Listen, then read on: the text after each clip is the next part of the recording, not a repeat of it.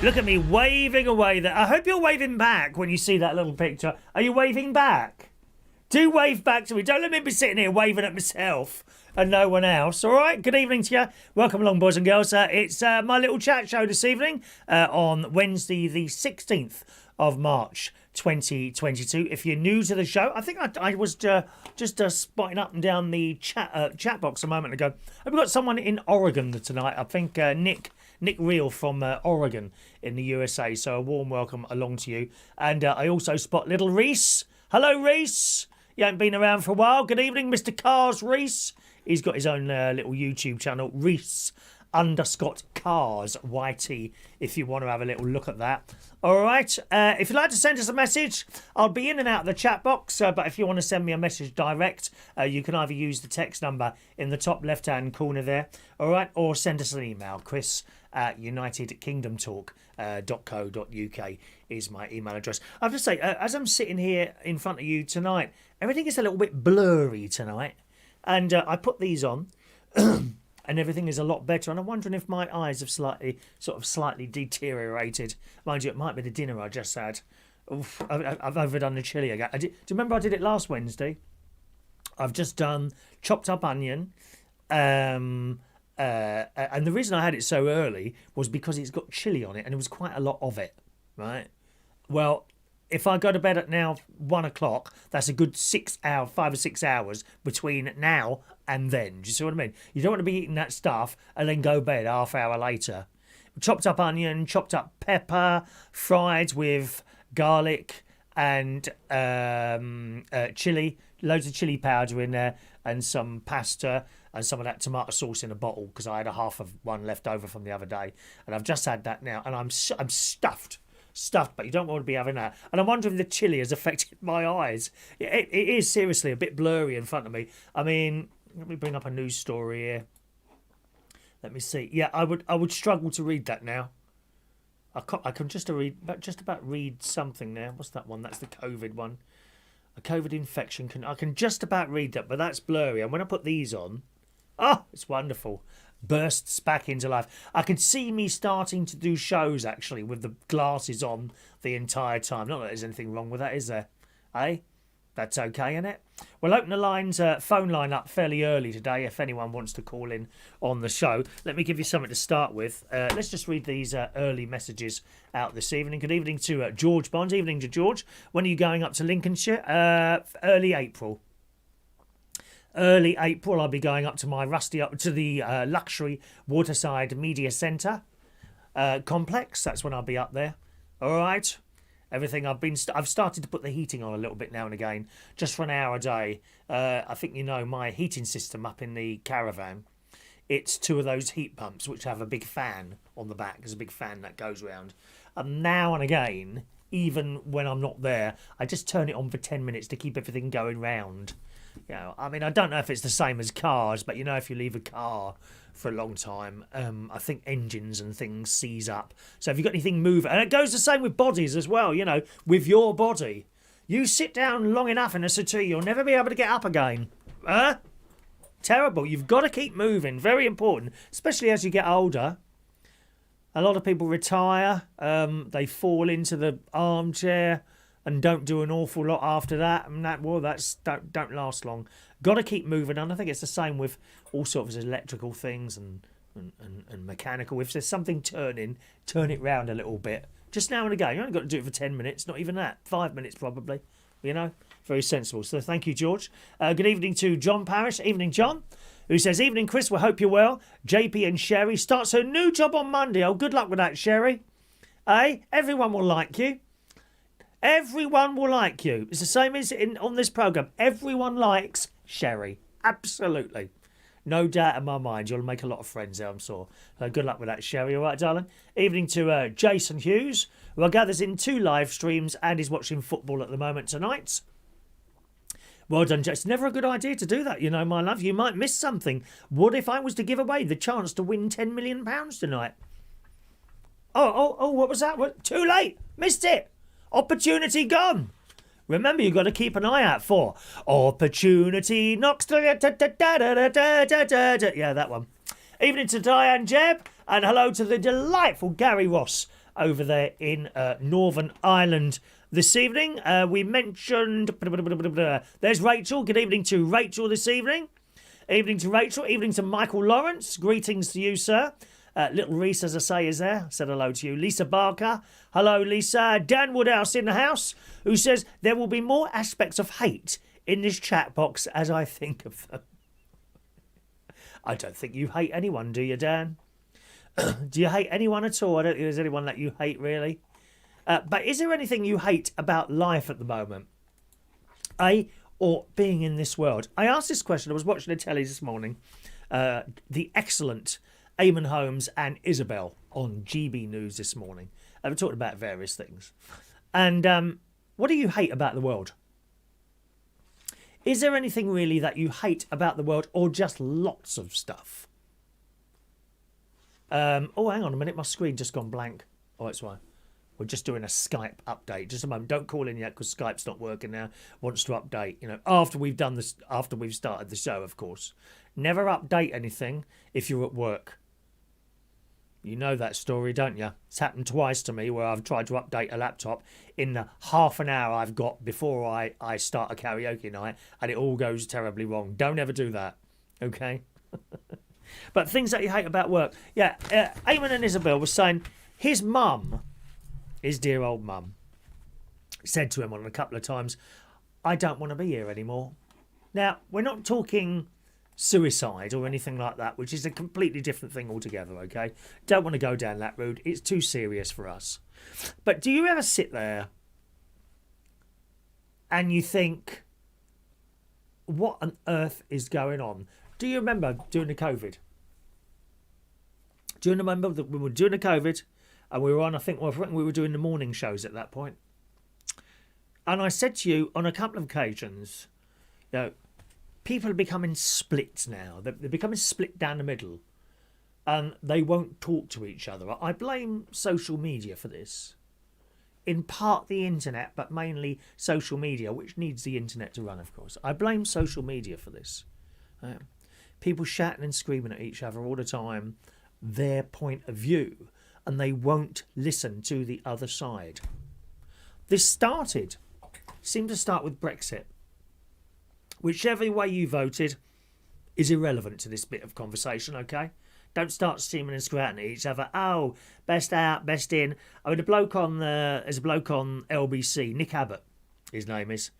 And a few years ago, he was really good. Really very funny all the time. And then he got just obsessed with Donald Trump and Brexit. And he's still going on about it now. I told you this would happen if Brexit happened, and he still goes on and on about it to the point you don't want to listen. And indeed, I don't. I switch it off and I put on. It's to be honest, it's slim pickings at the weekend, at sort of 12 o'clock at night. There's him. There's a bloke on Talk Radio I don't really like him. There's Radio 5 Live. Well, I mean, you know. And there's Times Radio, and sometimes I put on Times Radio on the side, or Kiss. I listen to Kiss a lot because that's like a dance music station, and I get a lot of my ideas for new music for the radio show on that particular station. The only thing is at night time, Kiss and Capital, they tend to do long mixes and there's no one talking in between. And I want a friend on the end of the radio, you know, to sort of drive home to, and that's your friend. That's how I like to do my show in the morning. I like to be your friend in the morning. Do you see what I mean? And I like that at night when I drive home and I've got the radio on. Certainly when I go up to the Luxury Waterside Media Centre in Lincolnshire, when I go up there, I like to have Alan Ross on. Not only is he my friend on the radio, I know him personally. Makes a huge difference. And he talks to me in between the records. I like that. You know, I like that sort of thing. But Nick Abbott, I can't bear him anymore. I can't believe he still goes on about Brexit all the time. But whatever way you voted is irrelevant here.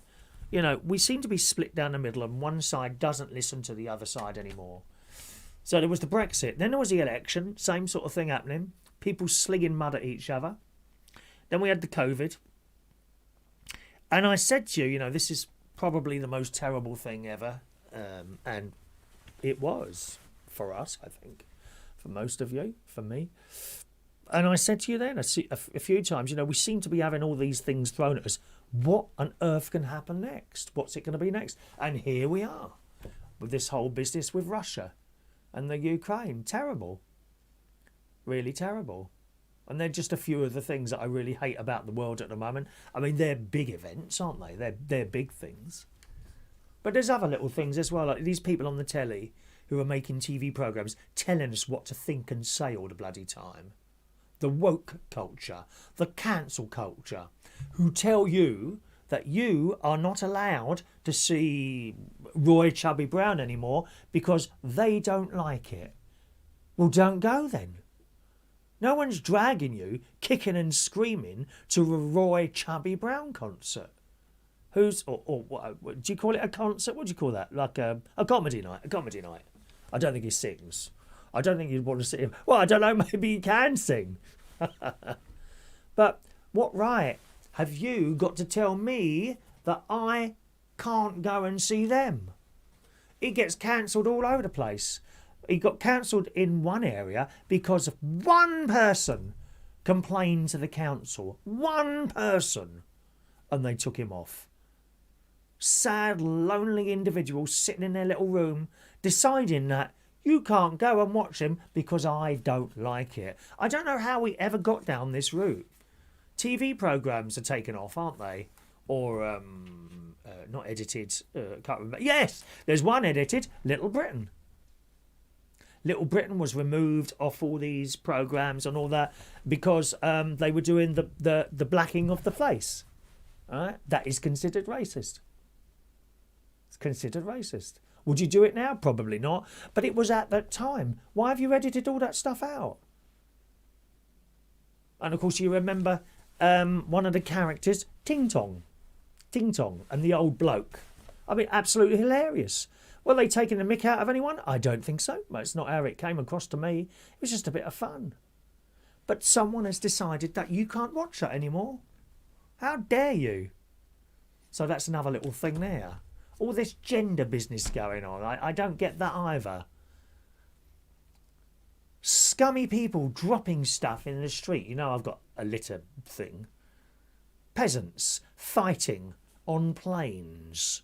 I mean, there's an awful lot to look at and think, nah, don't want to be here anymore, isn't it? Remember, not suicide. You just look around and, nah, don't want to be here anymore. I think I might have heard my nan saying that. I can't remember now. I might have heard my nan saying that anymore. I certainly remember my nan saying, you know, isn't it terrible what's going on these days? But is there anything you hate at all about the world at the moment, okay?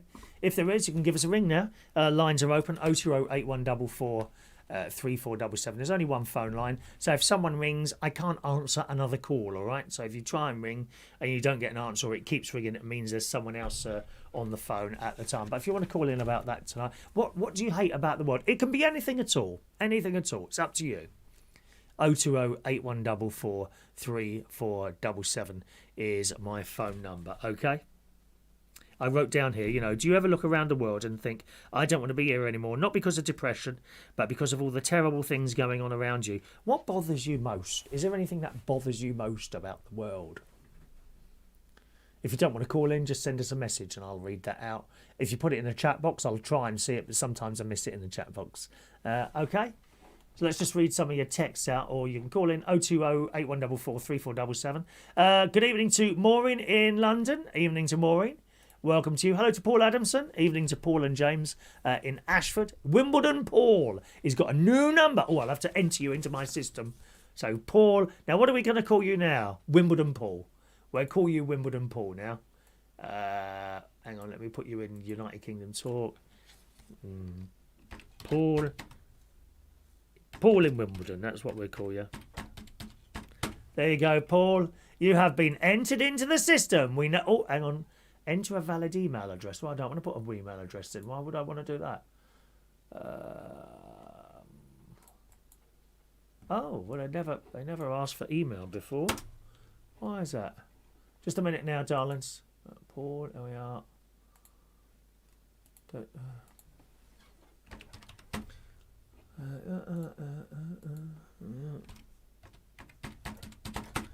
Entering, is that going to work?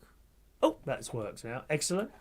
And hello to Caleb, evening to Caleb, who says, I'm still loving that thing behind you with the lions on Love Lions. Even got a lion hand tattoo. Have you got a tattoo? They're a bit painful, they are, aren't they? Tattoos. Ooh. I don't think I want that tiny little needle going like that all over me. Dangerous. My friend has got loads of tattoos all over him. He's got tattoos all over him. Let me put you in my system, Caleb, so I know you are when you send in messages. Caleb. See, I've remembered to how to say your name, haven't I? What did I used to say? Caleb. It's Caleb, isn't it? I remember when you taught me that. Thank you, Caleb. Michael Lawrence says, we are in a woke world. We certainly are. And it's boring, Michael. It's boring me to tears. Apparently they've even taken off Dad's Army now. Did you know that? Someone was telling me the other day Dad's Army isn't on at the moment. Why is that? Because there's a war on. What has Dad's Army got to do with the Russian war going on at the moment? Answer, nothing. It's just crazy. Dan's on the line. Good evening, Dan. Yeah, evening, Chris. I was being fair tonight. I gave everyone 30 seconds. Oh, that's to see if anybody else wanted to come in before me, but I think you overdid it, to be honest, Dan. 10 seconds is more than enough, dear. You really think I did? But I would like to thank you, Chris, for tonight, for actually putting something in the agenda to actually, let me clear my chest on. Well, have you got a cough? Have you got phlegm on your chest? Certain issues of the day. Have you got phlegm on your chest then? Oh, no. But, normally I have in the morning, but, it clears off around lunchtime. That's because you smoke. Give it up, dear. Yeah. Probably is, Chris. How much do you smoke a day? 20? About 12. Probably about 10, so 12. So let's work that out. 12 cigarettes a day. £10 a packet of cigarettes? Not £9.50. Okay, £10 a packet of cigarettes. So let's say that's 12, 24. So about 50 quid a week on fags. Yeah, almost. If you were I can normally get it to 40. Wow. Depending on where I am at the time. I know it's a bloody joke as You're usual. You're going to have to start getting those little fag butts out of ashtrays. They used to be able to do that in the pubs and not have to buy any cigarettes. You get the fag butts out of the ashtrays, take off the little bit of tobacco, chop it all up, put it into a new one and make your own cigarettes and not have to buy any cigarettes. Yes. Yeah, that probably explains why I've got those little bits of, what do we used to call them? Yeah. Stoppers, that's what I used to call them. Stoppers? Stoppers at home, just in case I do end up getting a few, but not I'm saying that always happens. Yeah. But anyway, I've just got to look back on here. What did I say earlier? That most of it's gone now. Oh. What's gone? I was just putting little bits of reminders in the chat box of what to say. Oh, okay. Well, I can see. I'll be able to see while those. I was on the bus. There's a lot on the top that have disappeared. I'll be able to see those. I can go right back. Right. What do I bait about the world? Now Chris has got me started. Authoritarians. There you go. Oh, well, yeah. I mean, people in jobs who are like put in these positions of authority, but yet they're not really cut out for the job. They're not meant, they're not. It's just because they've got some, like, they think, like, yeah, I'm like one of them, yeah. They think they're like Mr. Big and all that. They've come from university, haven't they? They've got no life experience. Yeah, no experience of actual life, yeah. Mm. And really, I think you learn a lesson. Just keep your eyes peeled wherever you go, and just ignore it. And the thing, and what it was, they go and tell all the other staff what they're supposed to do with the customers, even though it was totally, I mean, it was what we had with COVID. Oh, someone's got to stand outside the front, monitoring everybody who's coming in. And because you've got to wear a face mask, you've got to wear one and all. So you're going in there and you're going to stop and you'll be talking and you'll be going, woo, and they won't understand the bleeding word you're saying and all that. And it was just, And do you find people understand what you say when you haven't got a face mask on? No, you just can't understand. No. It's just, like that. That's all we can hear. And that's why I had to get myself what I call the get out of jail free card. Right. But I got the whatever disability is on it. So then I was exempt from wearing the mask, because when I did, and now people think it's always that it was steaming up your glasses. Well, yeah, in a way it sort of did. But what the real problem was that half of my vision, the lower half of my vision, was blocked off. And I went in this hardware shop and a couple of other places away, and I didn't actually fall, but I nearly did trip over some things a couple of times. Well, if that had happened and you'd have died, you wouldn't be on the phone tonight, would you? That would be terrible. No, There'd be no well, I one mean, even if I hadn't have died, I'd just I was really injured. I'd love to have been able to. I could have bleeding sued someone for bleeding I'd like to thank you for not dying. I'd like to thank you for not dying before today's show, because I wouldn't have had any calls at all. I may as well close the phone lines after you've called. You could, yeah. I mean, because do you remember a few weeks ago I said there'd been a program called Room 101, and you've never seen it? Yes. Yeah, well, it was a program where it changed a bit, but in the old days it was where every week a special guest would come on and explain all the things that they hate, and then the host, whether it was Nick Hancock or Paul Merton, would then decide if that was worthy of throwing into Room 101, which is supposed to be a room of everything in the world that everyone hates so much. And I used to watch that every week. Oh, I love it. And a lot of the times things I used to go, yes. Especially when Spike Milligan, he wanted football to go into Room 101. I thought, yeah, because that's the other thing. With me and you, we both hate football, don't we? Yes. Be honest, we do, don't we? Yeah. And I was actually, only the other day, I was going around the flat, I was thinking, why do I hate football? It's, because everyone thinks it's not manly to hate football. I think, why do I hate it? And then it's not that I hate it, I just have no interest in it. It'd be a different thing, if I could be in the middle of that football pitch and perhaps, help the boys at the end by perhaps taking their shorts from them and washing them. I'd be very happy and washing those shorts for them, possibly in the same bath that they're all sitting in completely naked. I'd be very happy to do that. Yeah. But actually sit there and watching the game does nothing for me whatsoever. My two nephews love football. They go to football matches. My nephew Gary often goes to the football match and beats a few people up while he's there, and then goes home and has a nice Sunday dinner with his family. It's all part of fun. Yeah. But it doesn't do anything for me at all, I'm afraid. But I know, actually, Joe, the real reason I hate football, I've worked it out. I've put all the scientific factors together and all that. I've worked out the reason. Because football is so up its own arse. Right. It's a concept that's just so it thinks it's like the best thing in the world. Yes. And it's just, and even though on the telly, if you're not watching football, you watch another program, you're still bombarded with football. Yeah. You can't get away from it. You can't escape it. I don't like it when they take off regular programs to put the football on. Now, it's bad enough with, I don't know if Fran Green's with us or not, it's bad enough with stuff like Casualty or Holby, right? And that upsets a few people. But when it comes, and I don't watch Coronation Street or EastEnders, but when they take that off to put the football on, I bet that upsets millions of people when they do that. Just for the sake of a few blokes going around kicking a blooming ball, or ladies now. We see quite a lot of ladies' football matches on there now, and why not? Yeah, so they should be as well.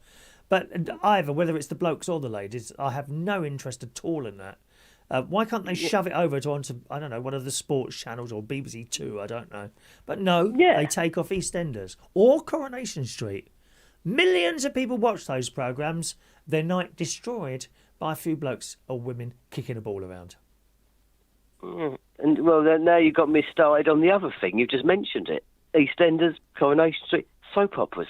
Hate them. And there's a reason for that as well. Right. It's because, you've had such a hard day. We're full in this world of people not being nice and rowing with each other and not getting on and all that. You have all that in real life. Why is it people then want to actually come home and then watch the same thing on telly that they've had to put up with in real life that was so hurtful? Yeah, it's like EastEnders. Nothing nice happens on EastEnders, and also EastEnders is not a real portrayal of real East End life. Us EastEnders, we're not like that. I don't think there is. I don't think it is like that in the East End. I really don't. When you say the thing about lots of how much hate and all that upsetting people and all that is out there, you see there is a difference there, and this is where a lot of people differ now, like me and perhaps the younger people, where we say stuff which we consider amusing. And we don't mean anything by it at all. But other people don't get it. And I've said before, I do sometimes wonder if the people that don't get the humour that was on then, right, do you not get that humour because you're not very intelligent? Is that why? Now, there is a lot of hate out there. You're quite right. For various different reasons, whether it's a political thing or... I don't know, whatever. There is a lot of hate out there. But there is also a lot of comedy that people just don't get because they're constantly looking for something. They've got such negative views at the time. It was something I said to my mate the other day. I can't remember what it was now. And he immediately took offence. What was it? I can't even remember. And I said, what did you just hear me say? So I said, that's not what I said. Oh, well, what did you say then? But rather than say to me, what did you say? He immediately took offence. And there's so many people like that. They don't actually hear what you have said. They hear what they want to hear rather than what you've actually said. Do you see what I mean? Yeah. There's a lot of that going around now on the telly. And this is going back to the council culture. You know, if you're not intelligent enough to go and see people like Roy Chubby Brown or whoever, you know, and be amused, don't go. Don't go then. Don't start. Well, it's the same what you say about Dad's Army. I mean, I remember a few years ago, could have been, I don't know, 15 years ago, Victoria Wood did a special Dad's Army documentary. And she said about why is it like still going, and it's because it's like, unlike other comedies, which might, something like On the Buses or Man About the House, might seem a bit out of date now. But the thing about Dad's Army was that when it was created in the late 60s, it was out of date then anyway. So it's always going to be out of date. I wonder why that's the whole point of it. I wonder why that is still considered funny and Are You Being Served isn't. You don't see that anymore ever. Not only on like the gold channels and all that. You never see that replayed on the BBC, do you? You know, well, what are they to be honest, Chris, I don't think it really matters. I mean, we've got YouTube now. Yeah. And to be honest with you, my actual television back in the flat at Romford hasn't... I don't remember the last time I actually watched a programme on it, really. I can't. It's just been disconnected and put in the side of the bedroom and behind some stuff because I've just had this YouTube, this is YouTube to watch. And so I don't feel I actually need to worry about having the telly because there's never anything to bloody watch anyway. What YouTube... I mean, while I was having dinner tonight, I was watching the latest episode of the boy who does the delivery, London Eats is his name. I'm sure you've seen him now. He goes on his bike and basically talks to me while I'm watching him like a friend. Talks to me, just like I was saying to you about when you're talking to someone, listening to someone on the radio, he talks to you like you're a friend and hello everyone, welcome to this episode. I'm going to start now, and he goes to collect and all he does is he goes into restaurants, collects people's food and delivers them. That's the basis of that program. But he's built this up. I told you months ago about this lad, and he's built this up now. He's now got 2 different levels of how you can support him. So probably you, the same as me, we just watch him, okay? We are supporting him simply by just watching him and watching the adverts in between. That supports him. And then he's got two more levels now. So I'm not quite sure what you get, but level 1 and level 2. So you can pay, I don't know what he charges even. He said it wasn't much. So let's just say it was £5 and £8, I would guess. £5 would be level 1, £5 would be... And people join up. There's a similar thing on YouTube called Patreon or something like that, where for a fee you could decide to say I don't do that. I'm not in this to make loads of money. I never was. I've had a little go here and there to try and make a little bit of money out of what I enjoy. Didn't really work for me. You were finding, for example, like when we used to give away the prizes and all that.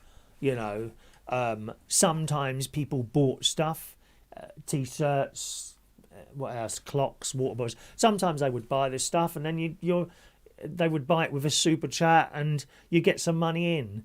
But let me tell you, the amount of money that had to go out to bring it in, it was just a waste of time. It was just a crazy waste of time. And you couldn't charge too much anyway. They literally were going out for the same as what was buying stuff. So that just didn't work for me. But for other people, it does. You might want to, if I was to set up a Patreon thing, you might want to pay me a certain amount of money, and in return, you get to see stuff that other people don't see on the main channel. I think that's about how it goes. I'm not 100% sure because I don't pay anyone to do it. Same as you don't. I'm very surprised if you now tell me that you pay someone to do it. But I think that's how it works. And you get something extra. Don't know what that is, but you do.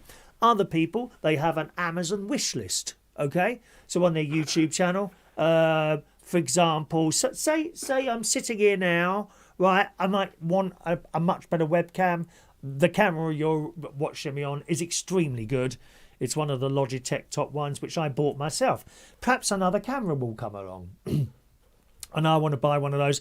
I could put that as an Amazon wish. See the YouTube thing and the list of things that are in today's show. Underneath, you'd have put Amazon wish list, I don't know, webcam, computer, glasses, whatever you want, you can put that there. And sometimes, some people are very good at this. So people look at this and say, well, we quite like him, let's buy him that. And literally a box arrives and you got it. So there's another little way to make money. But it was never really about that to me. I just like sitting here talking crap for a couple of hours. Yeah. That's an Amazon wish list. Yeah. In fact, Chris, one final thing I must. So I've never done this before. I know I've never said this before. And I know what with you being with your Catholicism,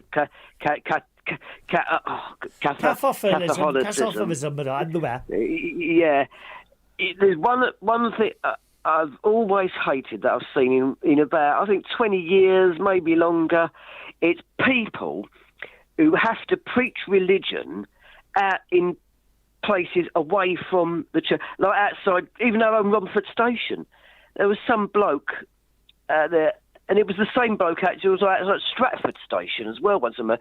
And he's going, and you will repent in hell, so about whatever. And I'm thinking, like, hold on a minute. I've come here to get on the train. If I wanted religion, I'd go to church. Now, where, it's a bit out of context, this, like, train, station for train, church for religion, mixing the two together. I just don't see how that actually, like, just don't go together. Do you see what I mean about watching the TV programmes, and if you don't like it, just turn it over, stop complaining? Yes? Well, this ain't this wasn't a programme. Yes, do you agree with that? Well, I know there's that, yeah. Right. Why didn't you just walk past? Just walk past. What's the problem?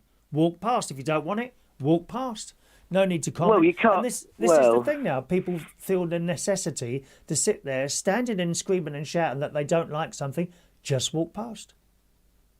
Well, I'll tell you the funny thing was, because I noticed it was kind of coming out of Stratford Station. I was going to the Stratford Bingo, and I saw someone in there I knew, and I mentioned this to him. I said, all of these people like preaching religion outside stations and all that. And he went, oh, I know why they do that. I said, do you? I said, yeah. He said, well, because to them, it's the equivalent of having an orgasm. And I thought, yeah, no. Now it's like... Really? And I thought, well, maybe to them, yeah, I don't see... I doubt that very much. Well... Is that what your mate said?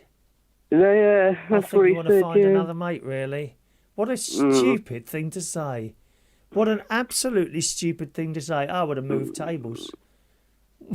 Yeah, really just did a bit, No, don't. I've now got visions of my... Standing doing his sermon. I'm going to have to watch his face very carefully on Sunday, I think. All right, Dan. Thanks for calling. Yeah. Yes, it's been a great chat. Thank you, Chris. Cheerio now. There we are. And good luck with the rest of the show. Thank you. Dan in Woods in Romford in Essex there, boys. It goes 020 8144 3477. Is there anything that you really hate at the moment going on in the world? Let's have a look at some of your texts, and I'll pop into the chat box again. Hello to hello. You've sent me a message. Your phone number finishes 46, but I don't know who you are and where you are. You haven't put your name there, but I'll read your message out. It says, "Evening, Chris. I hate that my mum suddenly died last week. My whole life has been turned upside down right now. I can't see a future for me without her. If I had the nerve, I'd end my own life." Yes, I see what you mean. I see what you mean. And there is certain people in your life that when they die, you really think you can't carry on without them. For many people, it's their parents. Not all, not everyone has had lovely parents like I was lucky, like me and my sister were, my sister and I were lucky enough to have. You know, not everyone, but you clearly did. Your mum died last week. My mother died 22 years ago. I'm not doing the whole I all the time. I'm just giving you my experience.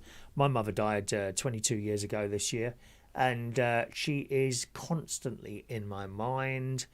And when she died, I felt exactly the same way.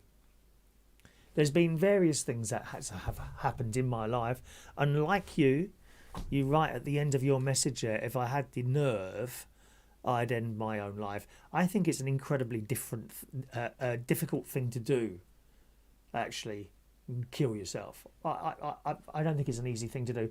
All these people that go around saying, oh, it's the easy way out. Well, you try doing it then. I don't think you will. I don't think you can. A very difficult thing to do, and I completely understand that.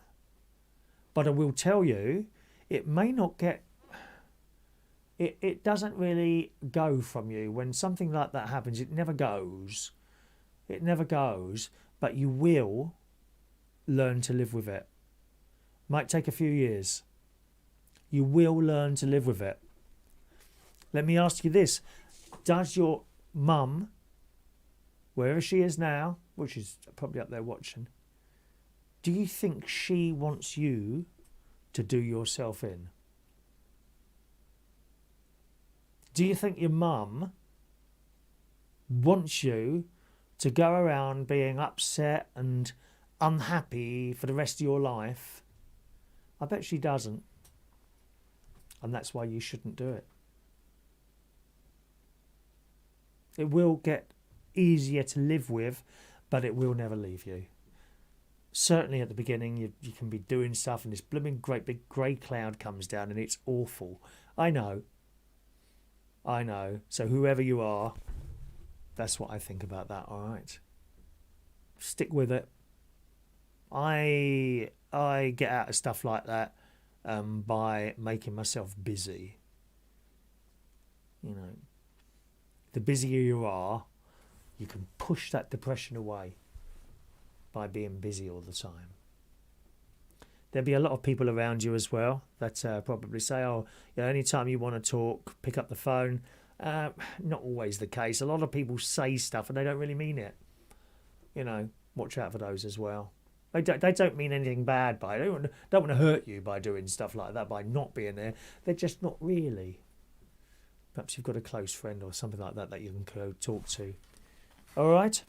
Good evening to Ray Reynolds this evening. Evening to Ray Reynolds, who says, good night last night at Walthamstow. Yes, indeed it was. We had a great night last night at the karaoke in Walthamstow. So if you want to come next Tuesday, there it is. There it is. I must get rid of that orange bar in the middle there. Tuesday starts 1st of February. Where we are. Halfway through blooming March now. Karaoke every Tuesday night in East London, in E17, Walthamstow, at the William Morris Bar, okay? 807 to 811 Forest Road.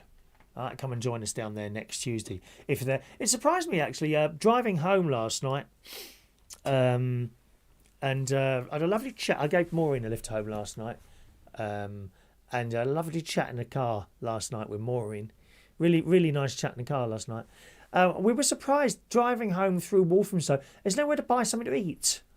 I didn't want anything to eat. I just kind of, you go through certain areas of London and there's like all these different places to eat something. Bag of chips, a lot of kebab shops, chicken shops, sandwich shops, all open very late at night. But going through Walthamstow, I don't think we saw anything at all open down there. Funny, isn't it, really?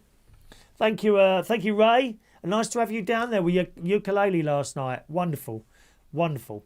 Evening to John Parrish. Different strokes for different folks. I like watching soaps as an escape. Danny liked riding the trains almost daily. Free if you don't mind. Do you not have to pay for the trains at all, Danny? I like trains. I like trains. Thank you to Shania. Shocking behaviour. Absolutely, Shania. Absolutely. Absolutely. I know where you're going with that one. Thank you, Shania. And good evening to you and Daddy. How's Dad, by the way? Is his foot all right now? How's your dad's foot doing, darling? Caleb, who says, I beg your pardon, it's Sophie today. Hello, Sophie. Evening, Sophie, who says, for someone with BPAD and have to live with it, I understand it's not the same situation, but I was always told it's a coward's way out. I've no idea what BPD stands for, darling. Perhaps you'll tell me, my love. All right. Evening to Fran Green. There's Fran. Evening, Fran. Welcome to our little show, Fran. We're trying to find out if Shania's dad is a little bit better now. Just popping into the chat box now, my darlings. Hello to Daniel Walsh. Welcome to the show today, Daniel. Gary is banned about talking about religion and football. Yeah, I should think so too, Gary. There's Mark Marcia Jenkins. Hello, Mark. Oh, my dear friend Mark, he's down in Brighton. What do you think of the UK Eurovision entry? Depressing. Depressing. It's another rip-off of Greatest Showman. There's so many songs on there sound like they should be in The Greatest Showman. Don't like it. It's not jolly enough, and he needs to cut his bleeding hair, Mark. Oh, he's got the long... Oh, please, no, dear. No, long greasy hair, no. No. I think, Mark, that the Ukraine will win this year's Eurovision Song Contest because people feel sorry for them, which is completely understandable. I think they will pick up a lot of votes. I have seen the Ukraine song. It's not for me. I wouldn't vote for it. I think as a song contest, you should vote for the best song, not for any political or message that people are giving out. However, I do think the Ukraine will win it, and if they do win it, I won't be disappointed that they've won. You know, I just don't think that's the right thing to do. Vote because you just feel sorry for someone. But no, I'm not too keen on the UK Eurovision song. Do you like it? Are you liking it or not, Mark? Okay. Let's just scroll up a little bit here to see if anything else is saying here. I can't really see anything else. This is why we have the text in number and the emails as well, because it can be quite difficult to pick out bits and people on. Here's Rachel. People not getting on is what I hate. Why should there be hate between everyone? We all live in the same boat. We are indeed, Rachel. We are all in the same boat, and let's hope it don't sink. There's Greg. Hello to... it must have been Greg who texted in. Thank you, Greg. It was obviously you that texted in, wasn't it? Because that's the same message. I hope my words can assist you with that.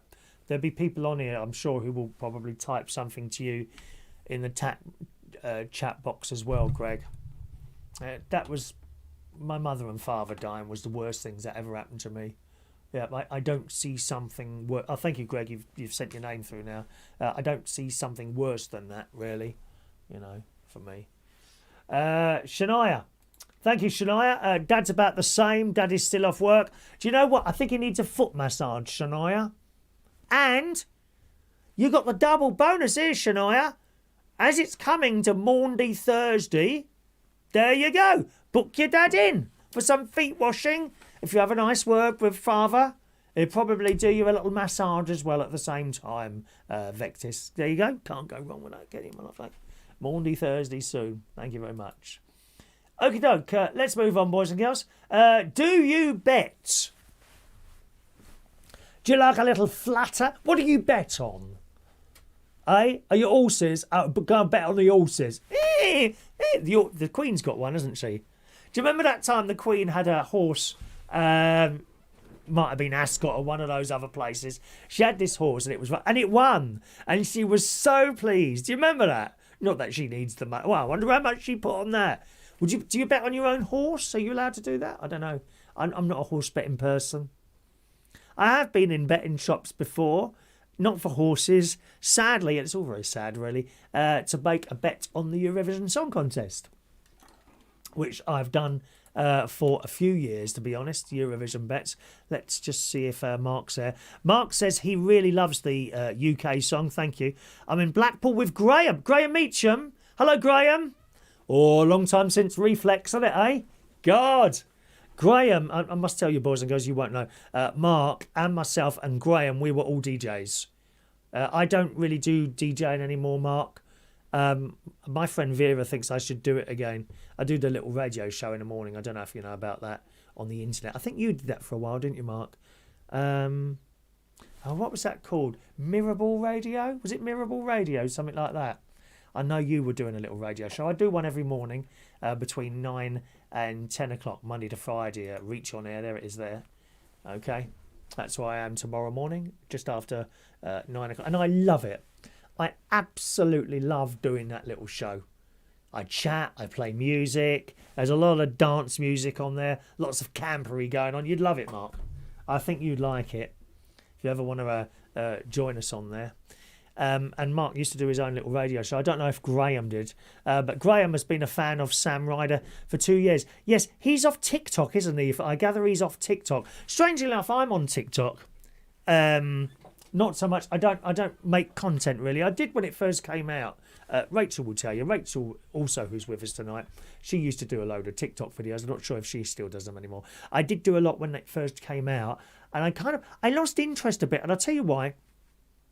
Rather than you get these little videos up on TikTok, whether it be like music or usually comedy things, and I would watch them and then I would do them, if you see what I mean. So I'd take that idea and do it myself. And there was a couple of ideas I came up with myself. For example, you remember the old Hovis advert, right? There's a bloke pushing a bike up a hill and to get a loaf of bread. Do you remember that one? Well, I had an idea in my head. Well, I've got the music. I'll put that to the music, and I'll go over the forest. And and the idea came to me when I was climbing up this blooming hill over the forest. It was just quite steep, so I thought I'd do that, and I put a bag at the top there. And I got halfway. The camera's up there, and it's playing. I'm going up this hill, and I got to the top, and I think I said something. Oh no, I've forgotten the bread.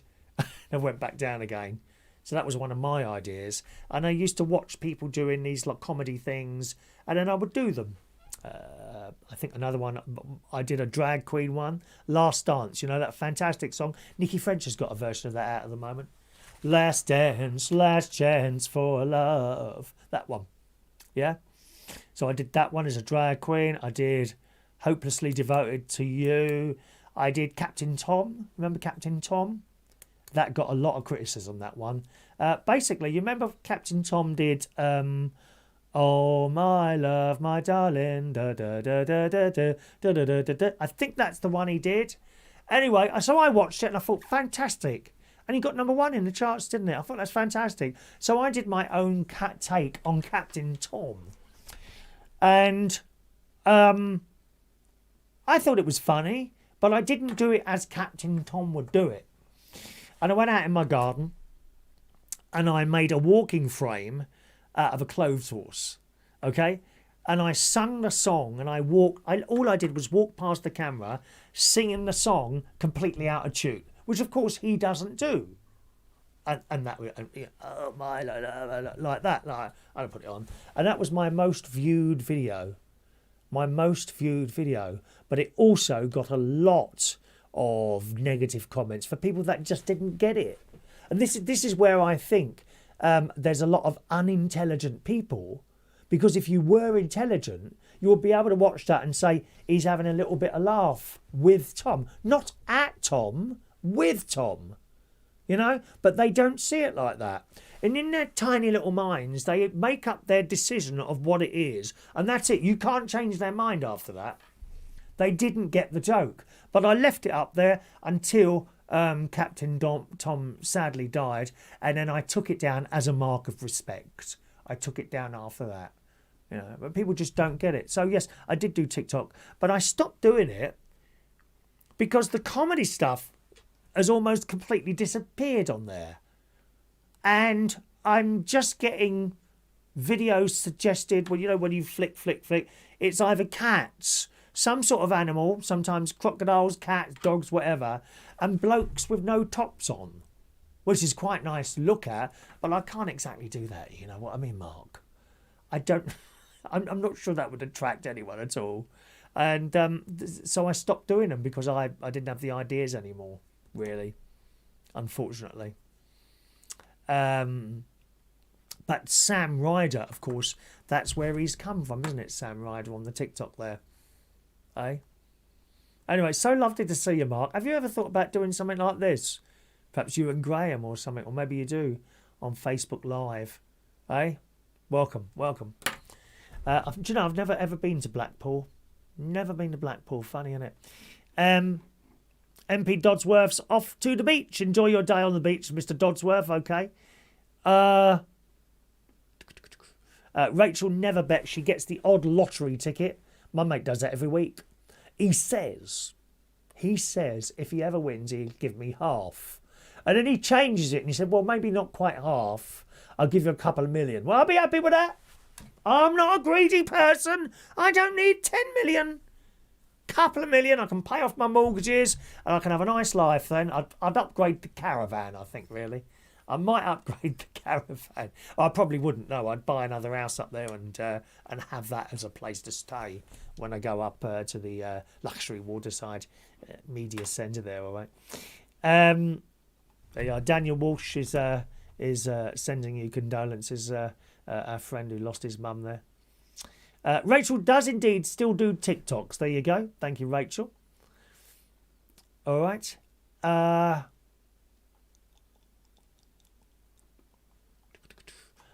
Carrie Ross is missing the bromance between Chris and Mark. I haven't seen Mark on here for some time now. Not quite sure where he is there, all right. Good afternoon. Yes, Central Florida. Daniel is in. I love Florida. I love the Disney thing, although that's changed a lot, isn't it?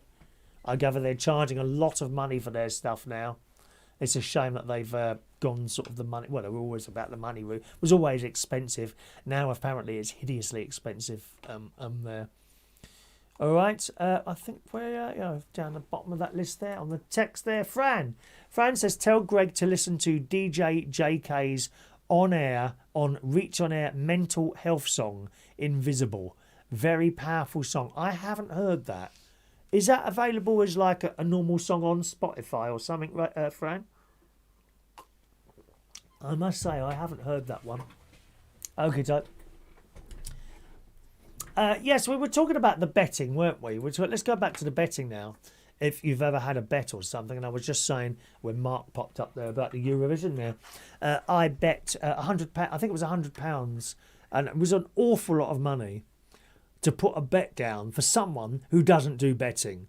I've no interest in horses. You ever go in a betting shop, there's all these blokes in there, they got these newspapers out and they're studying about horses, trying to guess which one's going to win, and then they go and put their 50 pence on or something like that. I strolled in there with £100 and I put the money on Austria.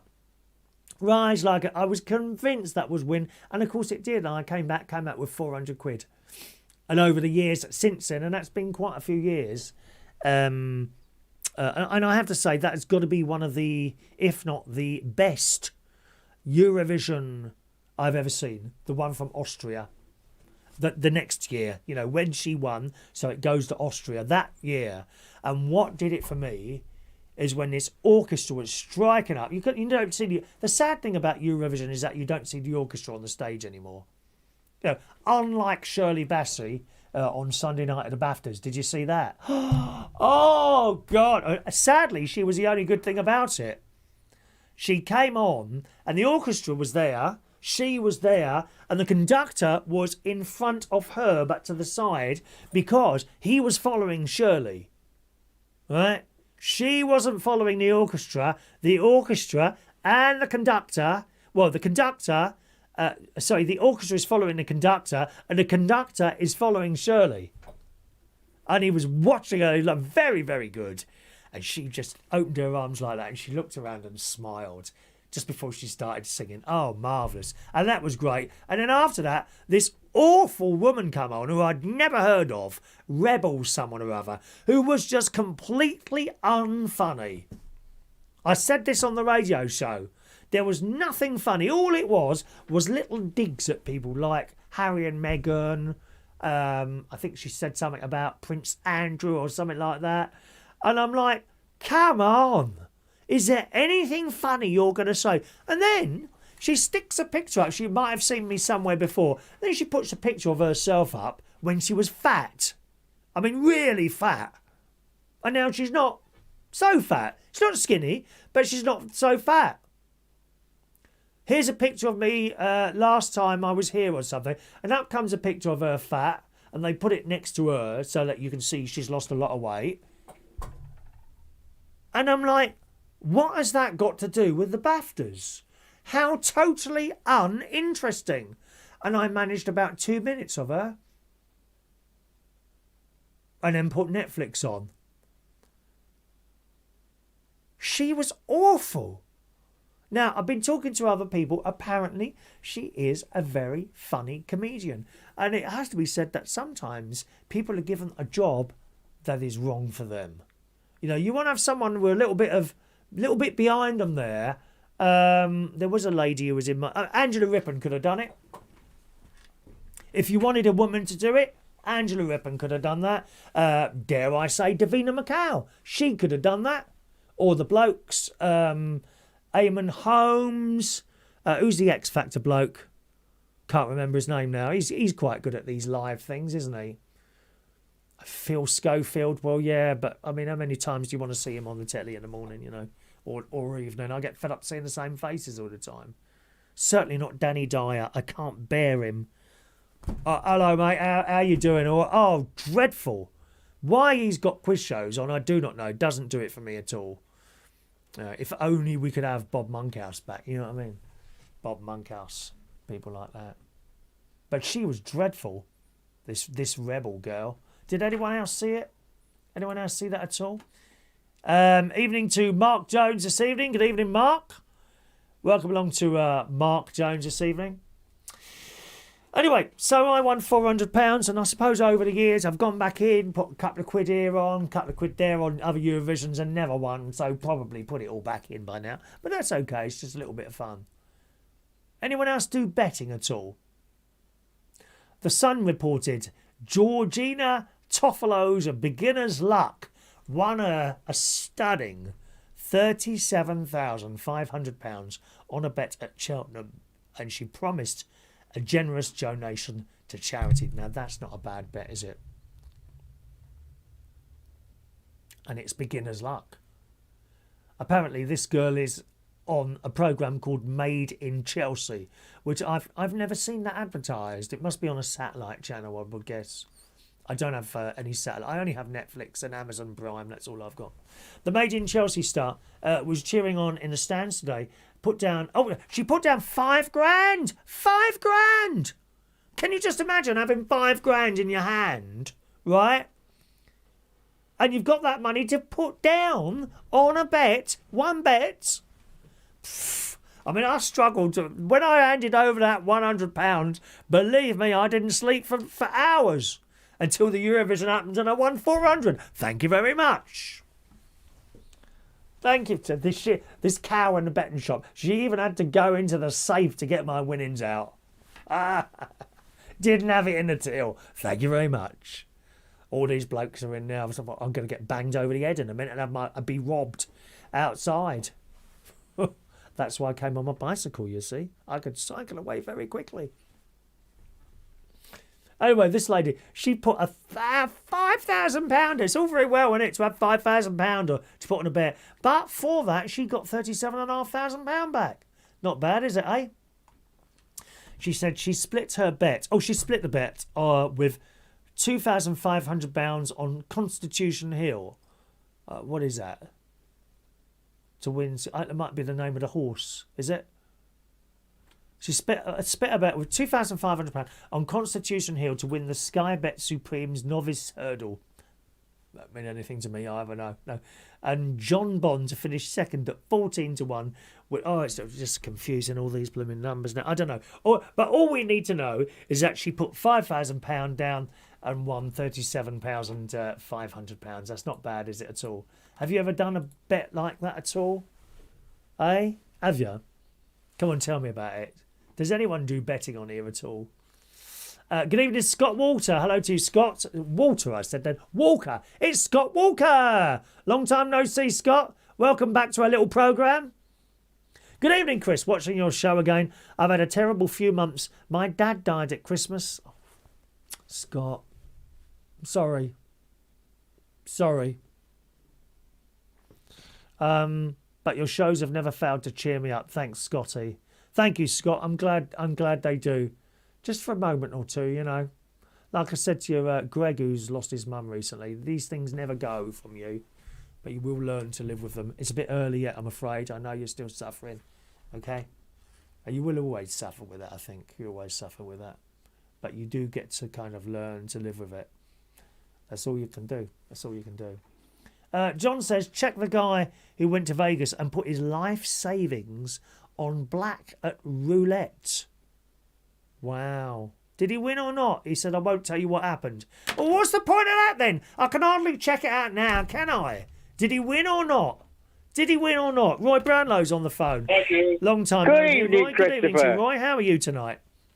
I just finished performing magic online, mate, so I thought I'd give you a call. Was that a paid gig? It's part of the... I'm in Sussex Magic Circle, so it's part of their thing. Obviously, you get money off your membership fees and that. Although I've put in to join the proper Magic Circle, the London one, so fingers crossed, toes crossed. Where will you be doing shows there, Roy? Well, it's a prestigious club. You can't just get in because it takes you a year to get in. All right, yeah. It's very, very prestigious. But I've got some gigs coming up. I'm playing a jester for a weekend of events at a shopping centre where I'm doing jester, juggling, fire eating, magic. Where's that? In June. Where? In Derby. Right. And I've also got another one. I'm doing quite a bit of costume character work lately for an agency, so I've been playing, I can never remember his name, the Darth Vader's son, Ray something is his name. Yes. At parties and that and events, so I've been doing that. So it's starting to come back to normal, Chris. Good. It takes a while, doesn't it, after that bleeding pandemic? We're still in it. Yeah. I keep watching your show. I don't join in so much just like because I'm usually busy, but I do. I've not give up the faith. I still kept the Reardon faith. I keep watching your shows. It's like a religion, isn't it, really? Yeah. Well, mate, the funny thing, I thought the other week, I don't go on Christmas, but I couldn't bring myself. In fact, I'm going up to have a look at my little shrine to Christopher Reardon. It's still there in the corner. Look at the kitchen. Oh, you haven't got a shrine. Adam the plumber's got a shrine to me. He has. Yeah, I've got the clock. I've got the pictures. I've got the badges. All the little things that I've won over the years. Good. So you had a right collection there, if I remember rightly. I give a little wink to the picture as I walk past. You had a right little collection there, didn't you? I remember you sending a photograph in. Yeah, that's right. When I walk past that in the kitchen, I give you a little wink. I said wink. Wink. I heard. So how's the playing with your organ going? How's the what? Playing with your organ. Do you know what? Playing with your organ? The last couple of weeks, I've settled in a little bit more. For some reason, I got extremely nervous there. That every time I put my hands on the keyboards, I thought, oh God, what am I going to do wrong this week? I've settled a little bit there now. Yeah, I feel more comfortable. Eh? What caused it? Did you have an incident where you went wrong, or? There was a couple of times, yes, and I don't know why because I never did it before. You know what I mean? But I've settled a little bit more now. Yeah, well, that's good because you're quite a confident person normally, anyway. I think one of the things is there's a choir there as well. There's a bit of a choir, and that makes me a little bit nervous because they're good. They're actually quite good. you know. Okay. And also, I can't hear the organ that well in the position that the keyboard is, because the speakers, they're right at the back of the church, up, right? We are at the front in the corner, and between the speakers and me is like a post, like a diagonal post, and I can't really hear it that well.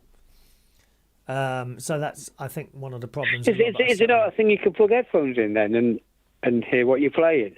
No, they have got a headphone. Not They have got a headphone socket there, yes. But my guess is if you plugged in there, it would cut off the speakers.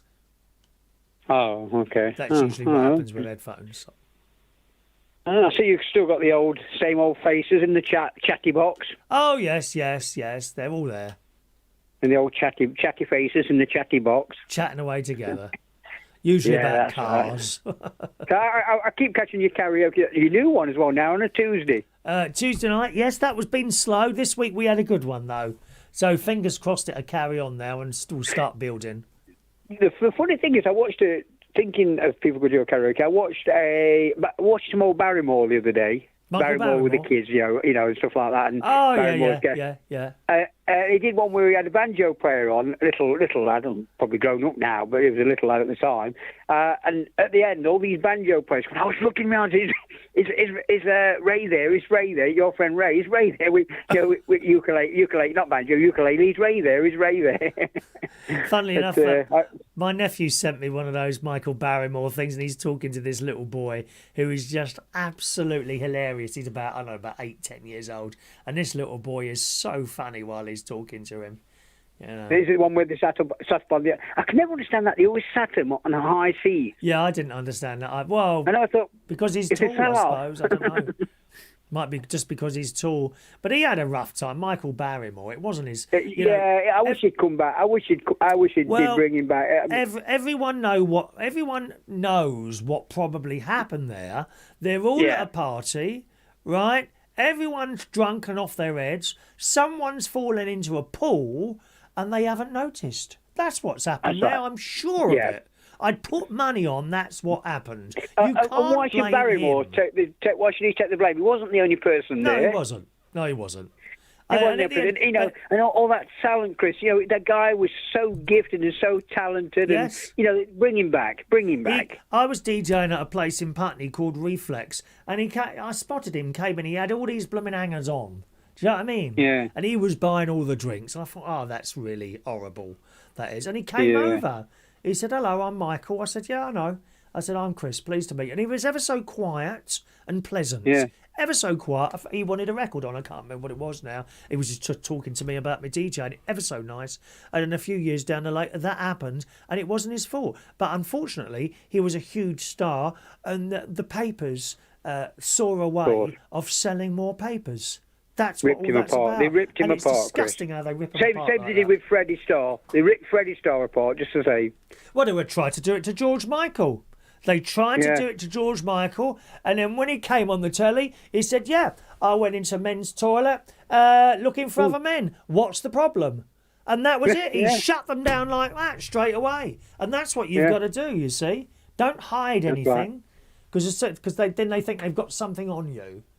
You know, the media terrible. I don't mean names, but I've got a mate who's he got stitched up by the because what was his name, the reporter. He got stitched up by him, and he's still going through courts over all that, being wrongly accused and this and other. But anyway, it's nice. It's nice backdrop you've got there, Christopher. By the way. Oh, we've had this about a year now. I would about 9 months now. We've had this one behind us.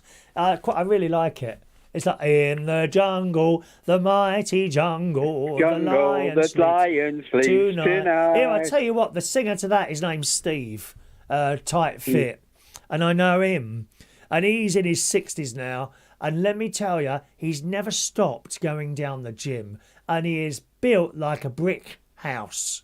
He is solid. He's like this tall. And I can't remember. It might be 64, 65, something around that. And there's no way you'd think he was that old. No, I've got a mate like that. My mate's, he's only 59, but he still trains and that, and he's still as fit as a fiddle. Yeah. Fit as a fiddle. But I think that's something you would have had to have been doing for years and years. You can't. Well, I'm not that, Chris. I've got frozen shoulder at the moment, so I'm suffering with that. I've got to have an injection. I think it's from years of boxing on and off and stuff like training boxing and that. But I've still got a very hard stomach and very muscly chest. I've been lucky. I've always been like that. Right. So the face is gone, but the body's. The teeth and the face are going. Don't get your face done, mate. There's some real horror stories out there of people, most of them on the telly reading the news, who have had their that's a lie. But all these people, like the housewives of Atlanta and all that old crap, what they've done to their bleeding faces is just awful. It's awful. Yeah. Great big fat lips and cheeks and faces that don't move, and they think it looks good. They think it looks good. Unbelievable, isn't it? I once had a girl say to me, Chris, she says, you're not very good looking. I said, yeah, and you don't sweat much for a fat one, do you? Yeah. All right, Chris, I better let you go, mate. I better go back into Magic Room. There's an after show Nice after where we all chat about Magic. So I just thought I'd pop in, mate, and say hello and, missing you and, keep up the good work, son. Thank you very much. Cheerio. It's been a pleasure for you. It really has. Bye. Roy Brownlow in Derby there, boys and girls. Don't hear from him much anymore, but it's nice. Mick says, hello, built in Scotland, Mick. Did Barrymore get not proven for the pool noodle? I don't know, actually. I didn't really follow the story once. I thought that's a load of old crap. Weren't his fault. Seriously, they're all drunk and off their heads. Someone's fallen into the pool and no one's noticed. I know. I used to go to this club in London, mate, in the 90s. Seriously. Called Turnmills. It would all go on down there. All go absolutely wrecked. Everyone was wrecked down there, including me. Okay, I won't lie to you. So there we go. If there's any newspapers watching and you're looking for a really famous celebrity to try and pull down, and you think you're going to find stuff about my past, don't bother. Right? Watch all the videos. It's all on here, warts and all. Don't hide anything. And we used to go down the stairs, and quite often there was these stairs, like metal stairs, you go down and kind of round a little bit, and people would fall over, and they'd fall over at the bottom. No one would help them. People would literally step over them and carry on. You don't know if they were dead. You just didn't notice, and that's what's happened at Barrymore's pool. It's got to be. Anyway, Mick watches him on TikTok. Yeah, me too. Doing a little children's interviews. I can't remember what it's called now. They, as Roy was saying, they sit them on the high stools and that, don't they? Thank you very much there. Dan Woodhouse says, I can't go in a swimming pool without eye protectors. Why is that then? Would you get stinging eyes? Well, I get stinging eyes in the swimming pool as well. I just put up with it. Gary Ross here, not Barrymore's fault. Some person just simply couldn't swim. I think you're absolutely right. That's the case. But mind you, even if you can swim and you're a little bit out of your head, one of those things there. It's just how it is. Jason reckons you bet as much as you can afford to lose. Yes, never think you're going to win at bets. I mean, if you put, I don't know, £5 in a fruit machine and suddenly you win 10, walk off. You're not going to win that £10 again. Walk off, okay? Dan Woodhouse remembers Bob Monkhouse. Yeah, me too. He was the best one, wasn't he? Totally the best on the quiz shows. Thank you. John's come back to us. The bloke that went to Vegas put his life savings on black at roulette and won £270,000. He won £270,000. He put £136,000 on. It was a British bloke. So he doubled his money from 136 to 270,000. But of course it could so easily have gone the other way. Is it worth the risk? How long would it take you to earn £136,000? And it can all be gone in the blink of an eye, or on a little silver ball going around the roulette. Not for me. Anyway, that's our bit about betting tonight. Now, is this why people are getting more and more stupid? We were talking right at the beginning of the show today about what annoys you. Stupid people annoy me. And God knows there's so many of them now. You've only got to listen to the radio and hear some of the stuff that they ring up and say. It's just unbelievable, especially when the whole COVID thing was. People are dying, they're in hospital. You get the video on the telly with these masks on. Just horrendous what was going on a year or two, 1 and 2 years ago. Horrendous. And you get someone ringing the radio station, talking to doctors. Hello, I've got a serious lung condition and a heart problem. Do you think I should go on a bus? And you just want to stand round and turn around and say to you, well, what do you think? I wouldn't get on a bleeding bus if I had perfectly working lungs and heart. Well, I mean, I've got a bit of asthma, that's all really. But is this why people are stupid? The Daily Mail reported last week, and we did have this in the list for last week, but we didn't get round to it. A COVID infection can triple the rate of brain degeneration in middle-aged and older people, a world-first study suggests. Now, I would be in that category, and I know a lot of you will as well. Perhaps not you, Shania. Not old yet. But what about your dad? Did you have the COVID? Have you noticed he's become a little bit more stupid recently?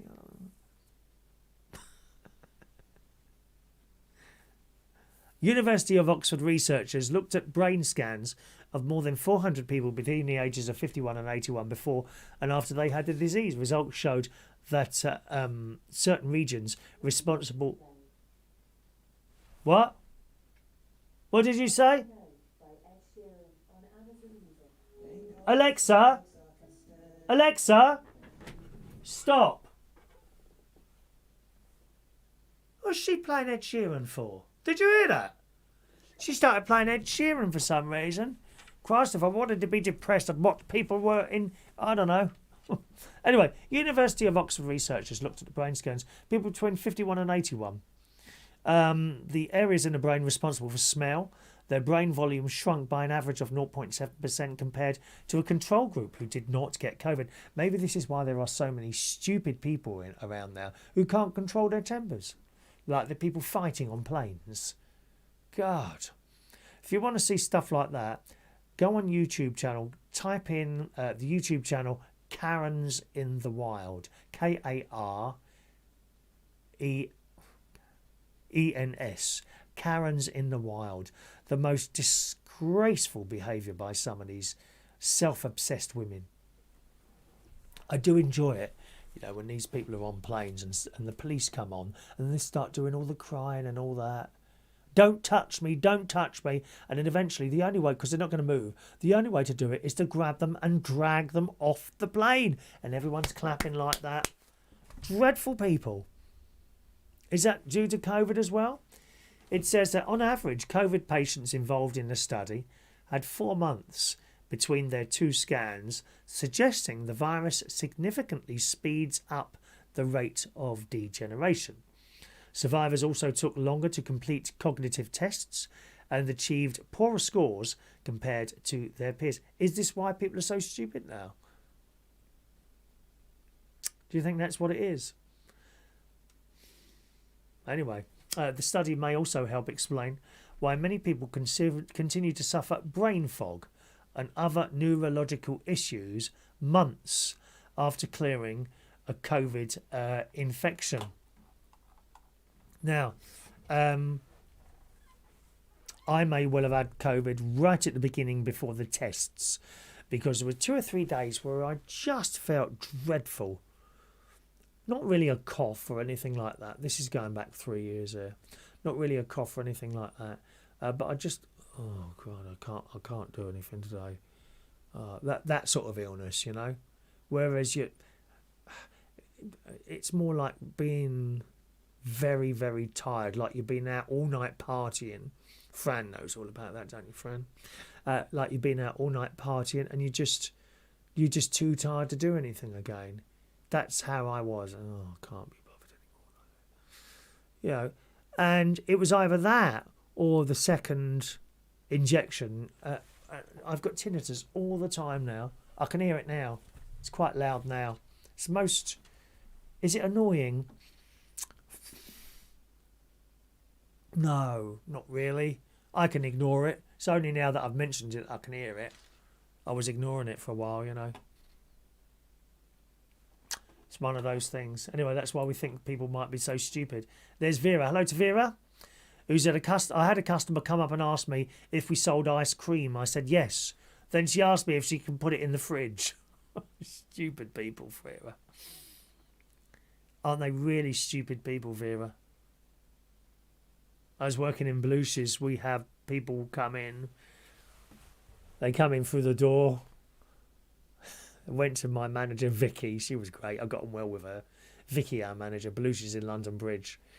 And they buy the drink and say, can you tell me where the exit is for when I'm going home? Yeah, same way as you came in, mate. People walk in pubs. Do you sell beer?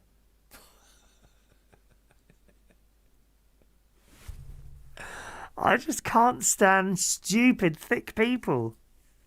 You see, I include that. In that, I include stuff where there's comedy happening somewhere and people just don't get it. I mean, I can understand with a lot of these new comedians who just are not funny.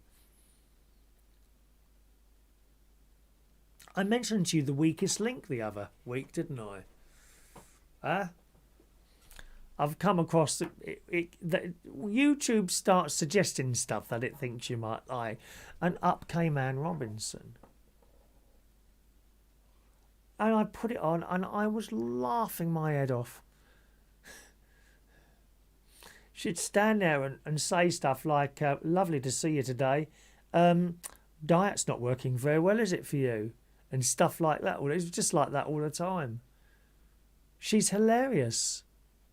Now they've got some so-called comedian doing it. You know, the bloke with the glasses and the dodgy eye. I can't remember what his name is now.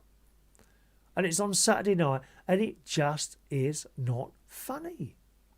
Not a single insult. None of the insults are meant as being nasty. They're just a bit of fun. And why can't people differentiate anymore between being nasty and just having a little bit of fun? It's beyond me. It really is. Thanks for that, Vera. Have you got any examples of stupid people? Oh Christ, there's my mate. Are you a chat show host? Good evening, Ronny. He's in the chat box. Oh no, please. Oh God. This could go terribly wrong now.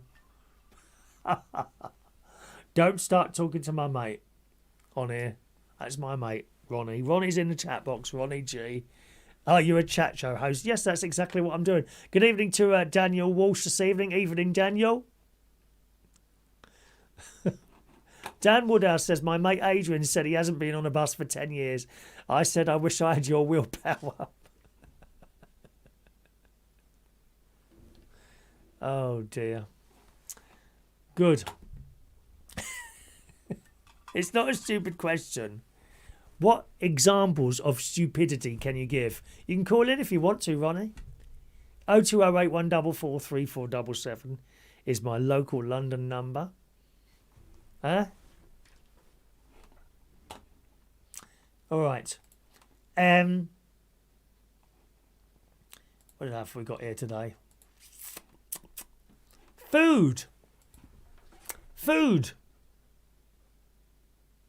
What meal do you really dislike?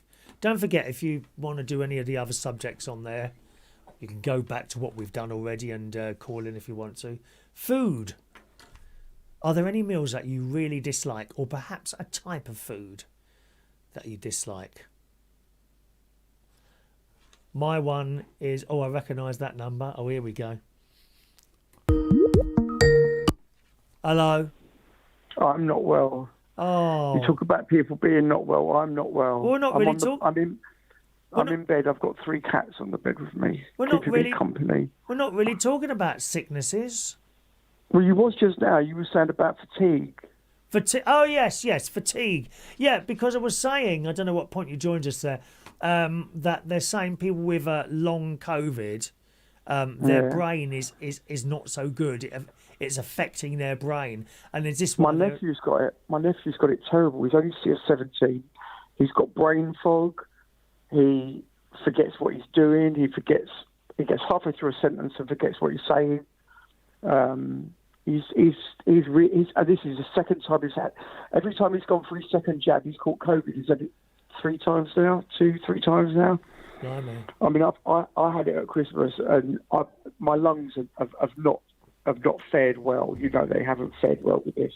Have they exploded at all? I don't want exploding lungs while you're sitting here watching another episode of Snowpiercer.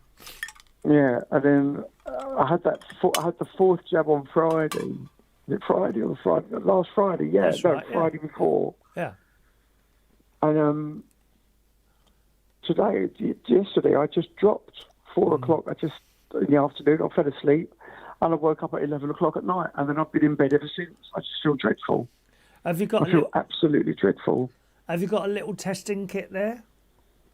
I have. I've got one left. I'm going to see how I feel in the morning. I'll do it in the morning. Yeah, don't bother doing it now. It's too late to be mucking around doing that stuff now. Yeah, well, tell me about it. So I thought I'll turn the heating on. Well, I've logged out of the thing on the phone. Heating? I've had to reset everything. What do you mean you turn the heating on? The Nest thing. You know the Nest thing. You can't afford to turn the heating on. I can't have it on. Oh, it's cold. My fingertips are cold. I've got it on 21, and I feel cold. Have you got a water bottle?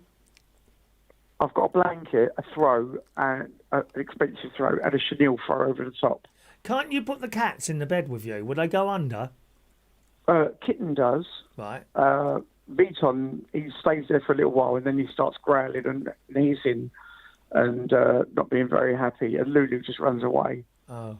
I can't find Ralph. He's asleep somewhere. Is he? Oh, Laura won't come upstairs, but I just thought I'd ring in to say hello and tell you I still feel like crap. I'm hoping in the morning I feel better.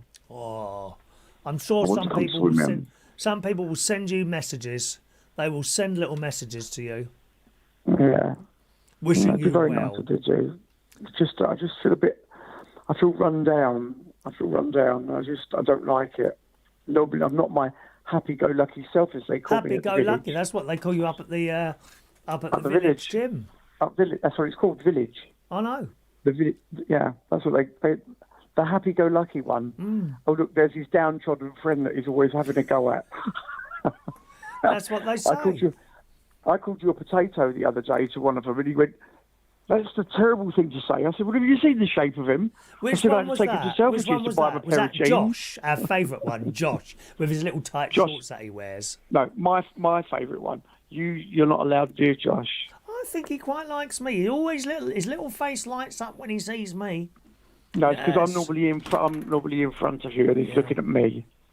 But he's unaware that you fancy him, isn't he? I don't fancy him, though. I just think he's a very sweet boy. Oh, yeah, you can think somebody is a very sweet boy without having any sexual intentions. There's no intentions. You just fancy them. No, I never said there was any intentions.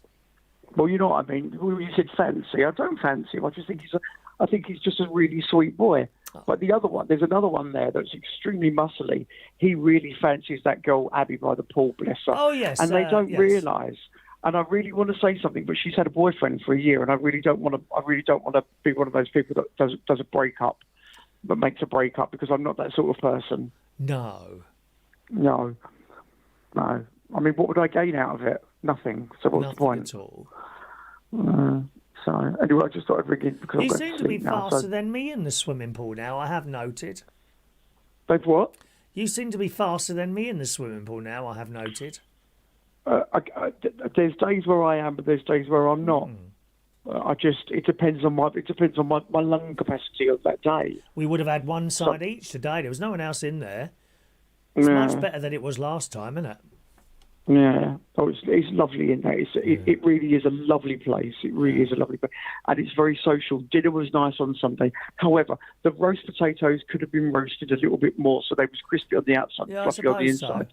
I haven't told them about that, actually. We had a nice roast dinner up there. I had a nut roast. And it was decent portion, wasn't it? There was enough there. Oh, yeah. I mean, and it was decently priced. I paid, obviously. Really nice.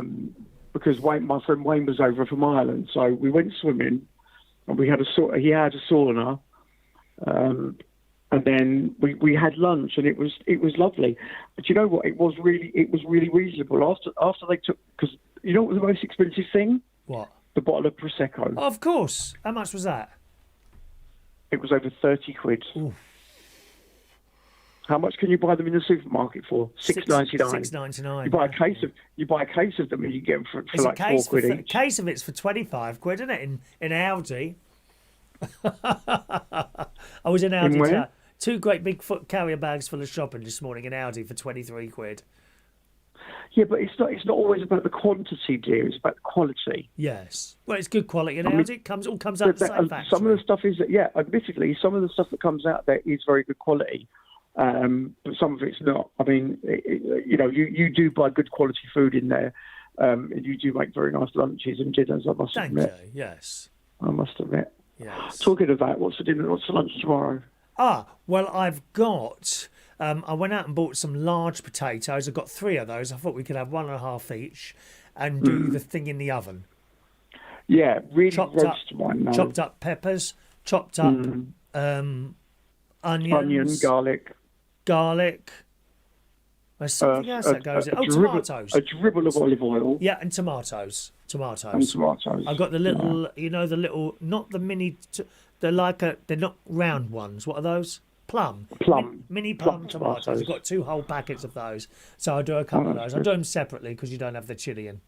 I can't have the chilli here. No, I put too much chilli on my dinner again tonight. I had a very similar thing, but fried in a pan. I was just telling people earlier on. And honestly, my head was so wet where you only 2 mouthfuls of something with chilli on, and my head sweats profusely after that. Yeah, I can't do the chilli, can I? No. Everyone else do chilli. I don't like it. You say not everybody likes chilli, and they put chilli in bloody everything. It really annoys me. It really, really does annoy me. It's like they put bacon in most things. So you go to buy something, it's got bacon in it. Well, what about Jewish people?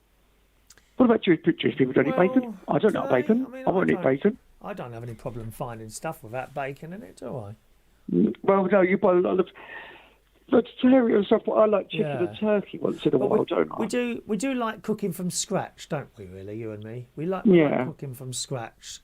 And then know there's no sugar or salt or anything like that added. No, I have to put a lot of salt in the stuff that you cook because you don't use salt. But I like a bit of salt. So anyway, I'm going to sleep now, dear. So I'll see you in the morning at some point, I suppose. Okay, lovely. I'll ring you when I wake up. Worldwide famous radio. I'm sure you'll give me a FaceTime at about 8:30 like you normally do. That's a new thing with us, isn't it? That early morning FaceTime gets me going in the morning. Yeah. Yeah, my little smiling face. Well, I don't know about big smiling. Round potato head. Potato head? I haven't got potato head. I haven't. So you're like the thing out of Toy Story. Sorry? Cheerio, dear. Bye-bye, dear. Bye. Enjoy the show. Bye. Bye-bye. Bye. There we are. How about that? There's a little treat for you tonight. My mate calling in, young Ronny. Did you enjoy that, everyone? I'm sure you did. John Parrish, Ronny's calling out for you to visit from you. Guy always ill. Eh? Ronny's calling out for you visit from you. Guy's always ill. Try that again. John, that don't make sense there, mate. Please do try that one again. Yeah, we're talking about what food or meals you really dislike. Let's see if anyone's talking about that on the chat box. No, not yet. Yes, some of the things I really hate personally. Sushi. Oh, no. No. People can sit there eating raw fish. I do not know. They actually, can you believe they actually do vegetarian sushi? I don't know how that works. Presumably there's no fish involved, but oh, no. Chinese food. No, that doesn't do it for me. Years ago, when I was 16, I was in America on a scout jamboree, and this lovely family took us in. Three of us there was, and we went with them, stayed with them for a week, And during that week, they fed us, kept us, watered us, took us out. Wonderful, really. Lovely experience. But one of the meals they did for us one night was a full Chinese meal. And if you've ever had one of those, and I'm sure some of you really like it. My sister likes it. My nephews like it. But this food just kept coming. And I thought, oh, God, I'm not going to enjoy this. But I ate it. Show us to not be disrespectful in a way, really. I ate this food. And we went to bed. And then I felt so sick. So sick. And I ended up going in the toilet and chucking it all up. And I think I was more bothered about making a noise so that someone would hear me being sick, if you see what I mean. I didn't want them to know I was being sick. I was so ill that night. And I never touched it after that. I've had chips from Chinese restaurants before, and they just taste vile. You know, they must cook them in some sort of thing. Actually, if Ronny was still on the phone, I think he said to me before they cook them in fish oil rather than... well, I mean, I don't know what they cook. There's some sort of oil, but they don't use the same oil. And they just taste completely rank to me, Chinese food. So that and that. And I think really they're the two main ones. Sushi and Chinese food. I could have a little bit of a vegetarian curry, you know, like Indian kind of vegetarian curry. When I was working at doing a bingo night in King's Cross years ago, the manager there used to do a lovely beef curry. I was eating dead animals at the time.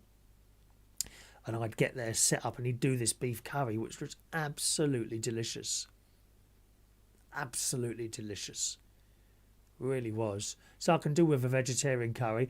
I have had Thai green curry before. I was coming back from New York, and if you save up for one of the posher seats, you know, you get your own like lounge, and in there they were serving meals. And they said, dinner's now being served. And that's all included in the price that you've paid. And you go through. And one of the options was Thai green vegetarian curry. And I thought, oh, go on, you're on holiday, try it. So I did. And it was very nice. Never had it since. Must admit, I've not had it since. But, yeah. Rachel doesn't like crabs. Is that right? Oh, no, crab. I mean, it's a bit different for me. I'm vegetarian now anyway, but even when I was eating dead animals, I don't think I would have wanted a crab or a lobster. And they're tearing off bits of this poor dead animal, aren't they? And shoving it up. And prawns. Have you seen people eating prawns? They rip off the heads and the legs and they shove them in their great big fat gobs. Oh, no. Not for me. Not for me, I'm afraid. Telephone lines are now closed, boys and girls, all right? Thanks to 3 people called in tonight. That's an improvement, isn't he?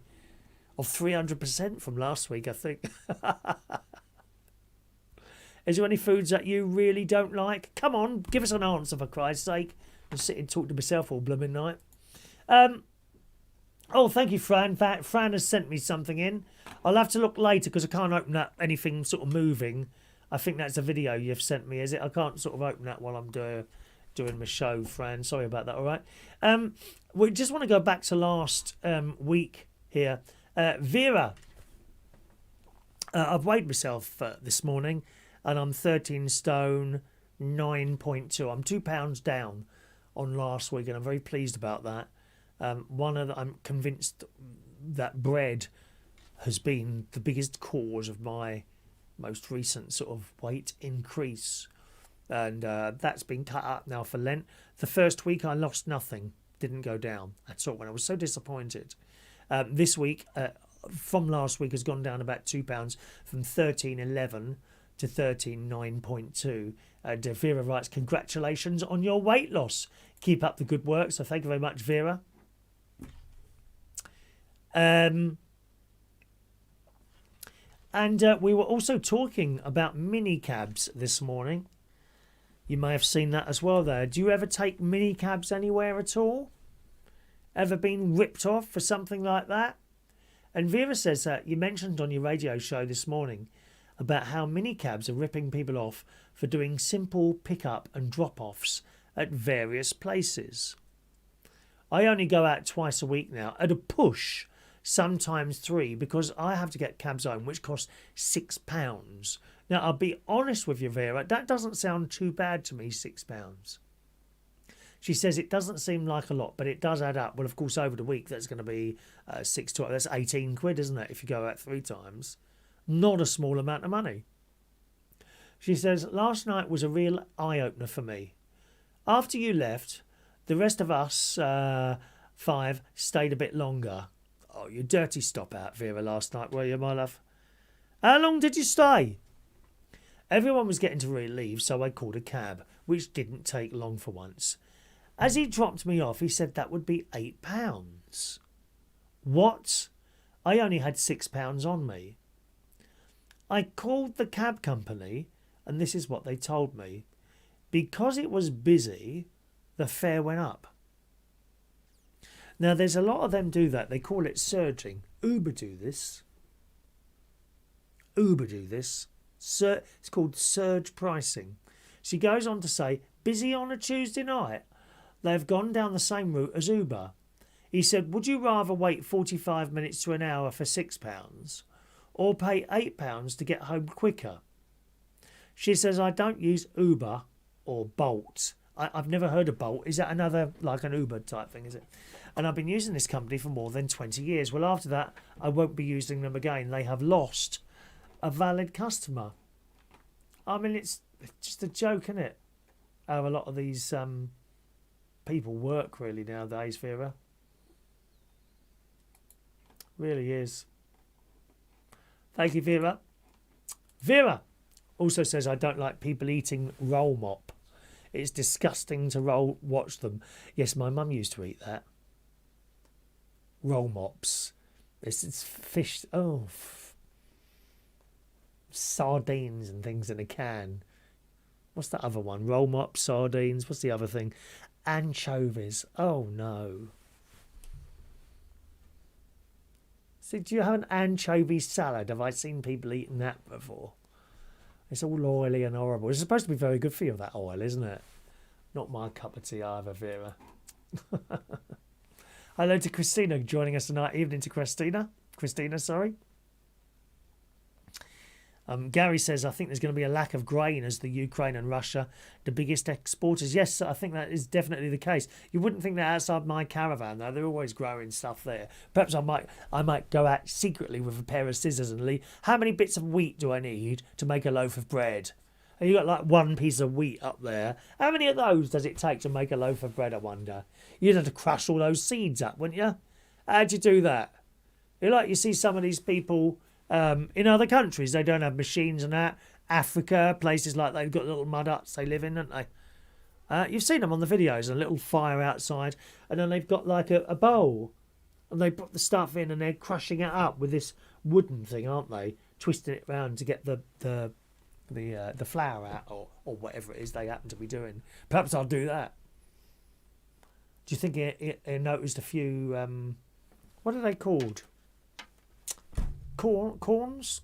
Are they corns? Something like that. Eh? Built in Scotland in Mick. He doesn't even like to say the word. He hates the green things in McDonald's burgers. Oh, nasty. Pickle. You think that's bad? Up at Central Station, if you order like a burger, they give you a whole gherkin, not just a slice. They put a whole great big thing on the top. It is like that. They put a whole gherkin on top of these burgers. Not my cup of tea, I'm afraid. What are gherkins? Are they mini cucumbers? Is that all they are? Mini cucumbers. I grew cucumbers once a lot when I was living at my mum's. Along the balcony they were. They come a little plant and they just laid on the floor. Thank you.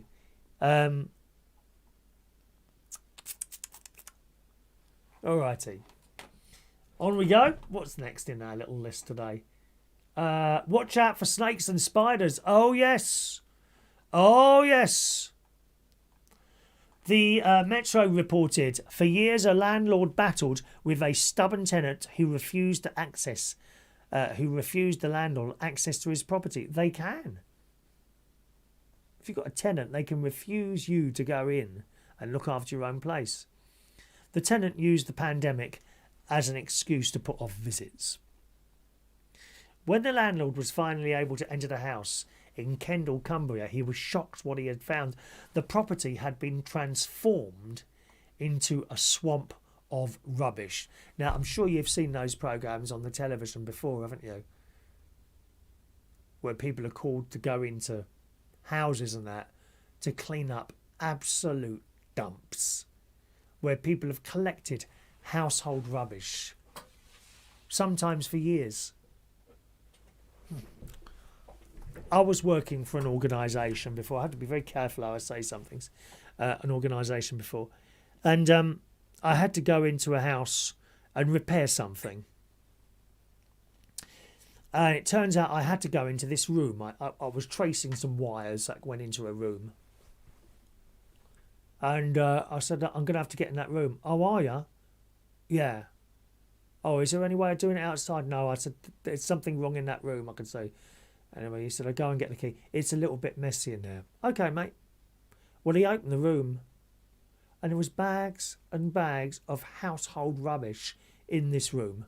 You imagine a room full up with household rubbish. And I'm like, why would you do that? And he opened the door. And I'm like, okay, mate. I'll have to get back to you and get onto my governor. I'm pretty sure the fault's in there somewhere. And after a while, you kind of learn what causes problems.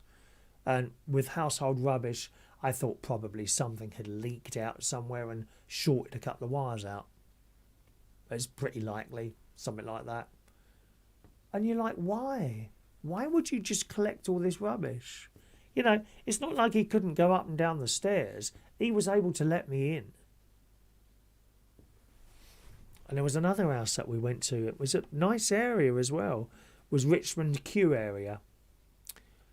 And this door opened. And this smell hit me. Just horrendous smell. And people live, that's how some people live. Don't know why. I mean, it's not exactly tidy here, and there's dust on the desk in front of me there, which I will clean off at some point, I promise you that. I might even do it tonight now. Ready for the next show next week. Or tomorrow morning, indeed. The radio show comes from here as well in the morning. Anyway, this story in the Metro. Fear was forced to wade through mountains of litter and traverse mould that had spread over the carpet. But the real shock came when he noticed a gigantic boa constrictor lurking in the corner of the room. Oh, I'd be horrified, wouldn't you? I don't like snakes. Or spiders. The snake lay curled within a tank, with 3 other snakes also discovered in the property. 2 of the reptiles were dead. You see, now that's not fair, is it, on the snakes? I mean, I don't like them either, but what a terrible way to go. Probably starved to death. The landlord said, I saw this huge tank and it was dirty. I looked a bit closer into the tank and got the shock of my life. There was this gigantic snake curled up. I was terrified. I screamed and ran out of the house because the shock of seeing something like that was unbelievable. I mean, when you would do that, it's bad enough going into somewhere. People keep snakes. Actually, I think Gary's mate, Paul McIlroy, I think I'm right in saying he's got a snake. Or one of his friends has. Why would you want to keep a snake? Or a tarantula? There's something wrong with people to want to keep things like that, you know. And these people, these spiders, they put their hands in and the spider crawls all over them. Oh, no. He said, I was terrified. I was screamed and ran out of the house because of the shock of seeing something like that was unbelievable. Everything from dead plants, bottles of iron brew, COVID tests. Oh, that's another thing we find now when we're litter picking. COVID tests. Just chucked on the floor. And you kind of wonder where these things come from. Do people take the COVID test out with them and then test themselves while sitting on a piece of grass or something like that? Or on a park bench. and then just throw it on the floor. I'll pick these up with my litter pick and I have a good look to see if they had it or not. One thing actually, litter picking, much better is the lack of masks I'm finding now. My God, they're all over the place. Dirty, disgusting, filthy people who take their mask off and simply drop it on the floor wherever they are. I will never ever understand what makes people do that. But there's a lot. I hardly find any masks now. Maybe one or two on a litter pick. That's about it. Anyway, you found copies of the local paper littering the floor.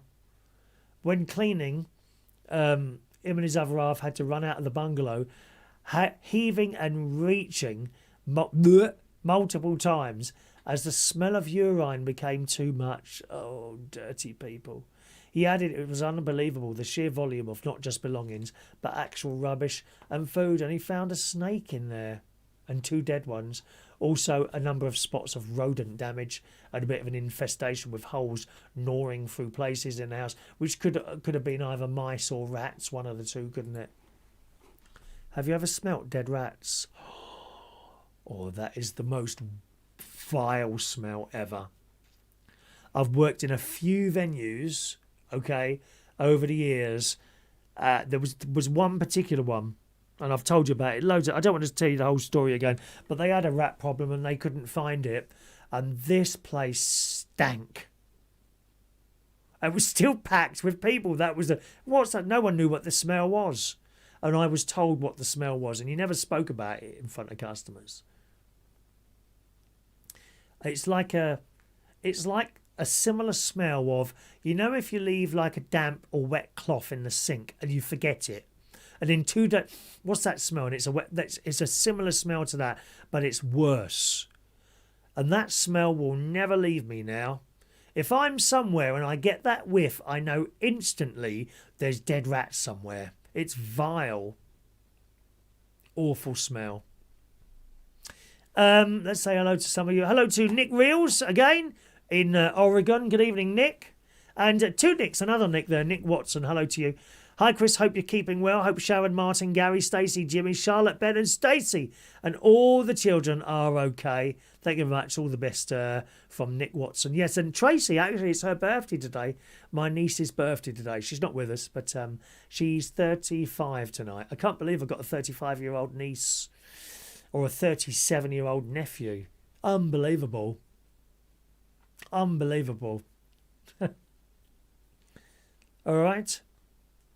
There's Rachel with a picture of the spiders as usual. Thank you, Rachel. You never let us down. She reckons the best part of the McDonald's are the pickles, the gherkins. Nah, they come straight out as well for me, Mick.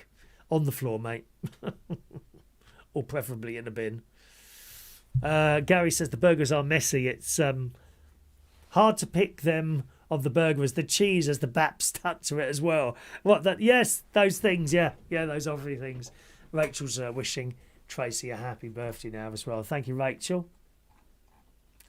Thank you, Rachel. Well, as I say, that's the snakes, but spiders as well. Reported in the Daily Mail again last week. It was a story we didn't get to. This has surprised you. And the story says it's usually the lion that's known for hunting in packs, using coordinated movements to ambush its unfortunate prey. But the new study shows how a species of spider... Rachel's got all excited now, haven't you? Oh, she loves them. If Rachel could have a house full of spiders, I'm sure she would have.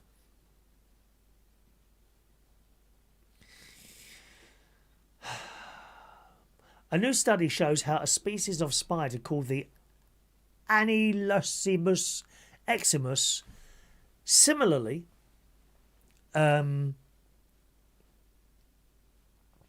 takes down its prey in packs using special web vibrations. Ooh, ooh, ooh. Good vibration. Ba, ba, ba, ba, da, ba, da. Yes.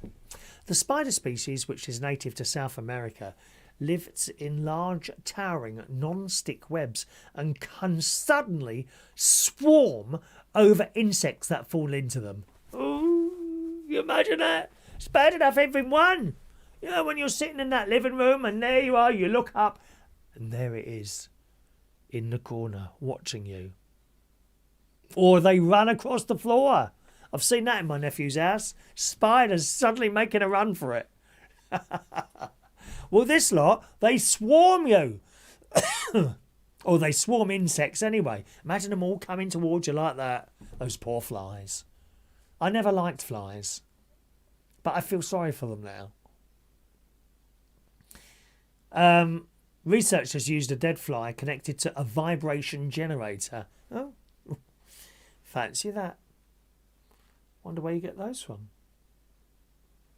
A vibration generator brought into contact with a web to trigger the collective spider hunting behaviour in French Guiana. When the prey falls into this web, this triggers the movement of the spiders. After a while, they all stop for a few milliseconds before they start moving again. Oh, that's horrible. You close your eyes and imagine all these spiders coming towards you. As there's a little boy who wears the Spider-Man outfit in the swimming pool. He comes in with his mum. I always say hello to him. Spider-Man's here again, everyone. And he smiles. Spider-Man, Spider-Man, does whatever a spider can. Spinning webs. Spinning webs? Watch out, here comes a spider. I must learn the words again. I've forgotten the words for that, Spider-Man. Social spiders are notable for living together in large colonies, cooperating on prey capture, sharing parental duties, and rarely straying from their basket-shaped nests. I don't like the sound of that. Do you? I think Rachel's very excited by that story, aren't you, Rachel? Huh? Hello to Andy. Andy, good evening, Andy. Evening, Andy. Always good to see you. Have you tried the new chicken Big Macs from McDonald's? They're lovely. Certainly not. We don't eat dead animals, Andy. Andy, vegetarian, darling. I wonder how long I've been vegetarian now. It's got to be about 6 or 7 years now, I think. I did have I had a McDonald's. Was it I had something by accident once, like a beef burger. I thought that don't taste like a vegetarian one, and it wasn't. But, you know, it's just one of those. It doesn't bother me. I'm not like one of these bleeding idiots. Oh, my God, it's giving me so much anxiety. I can't cope. I must kill myself. Oh, do us a favour. Shut the hell up. I nearly swore then. I can't bear those people. Good. Now, there was something else I was going to do. And I cannot remember for the life of me what it was now.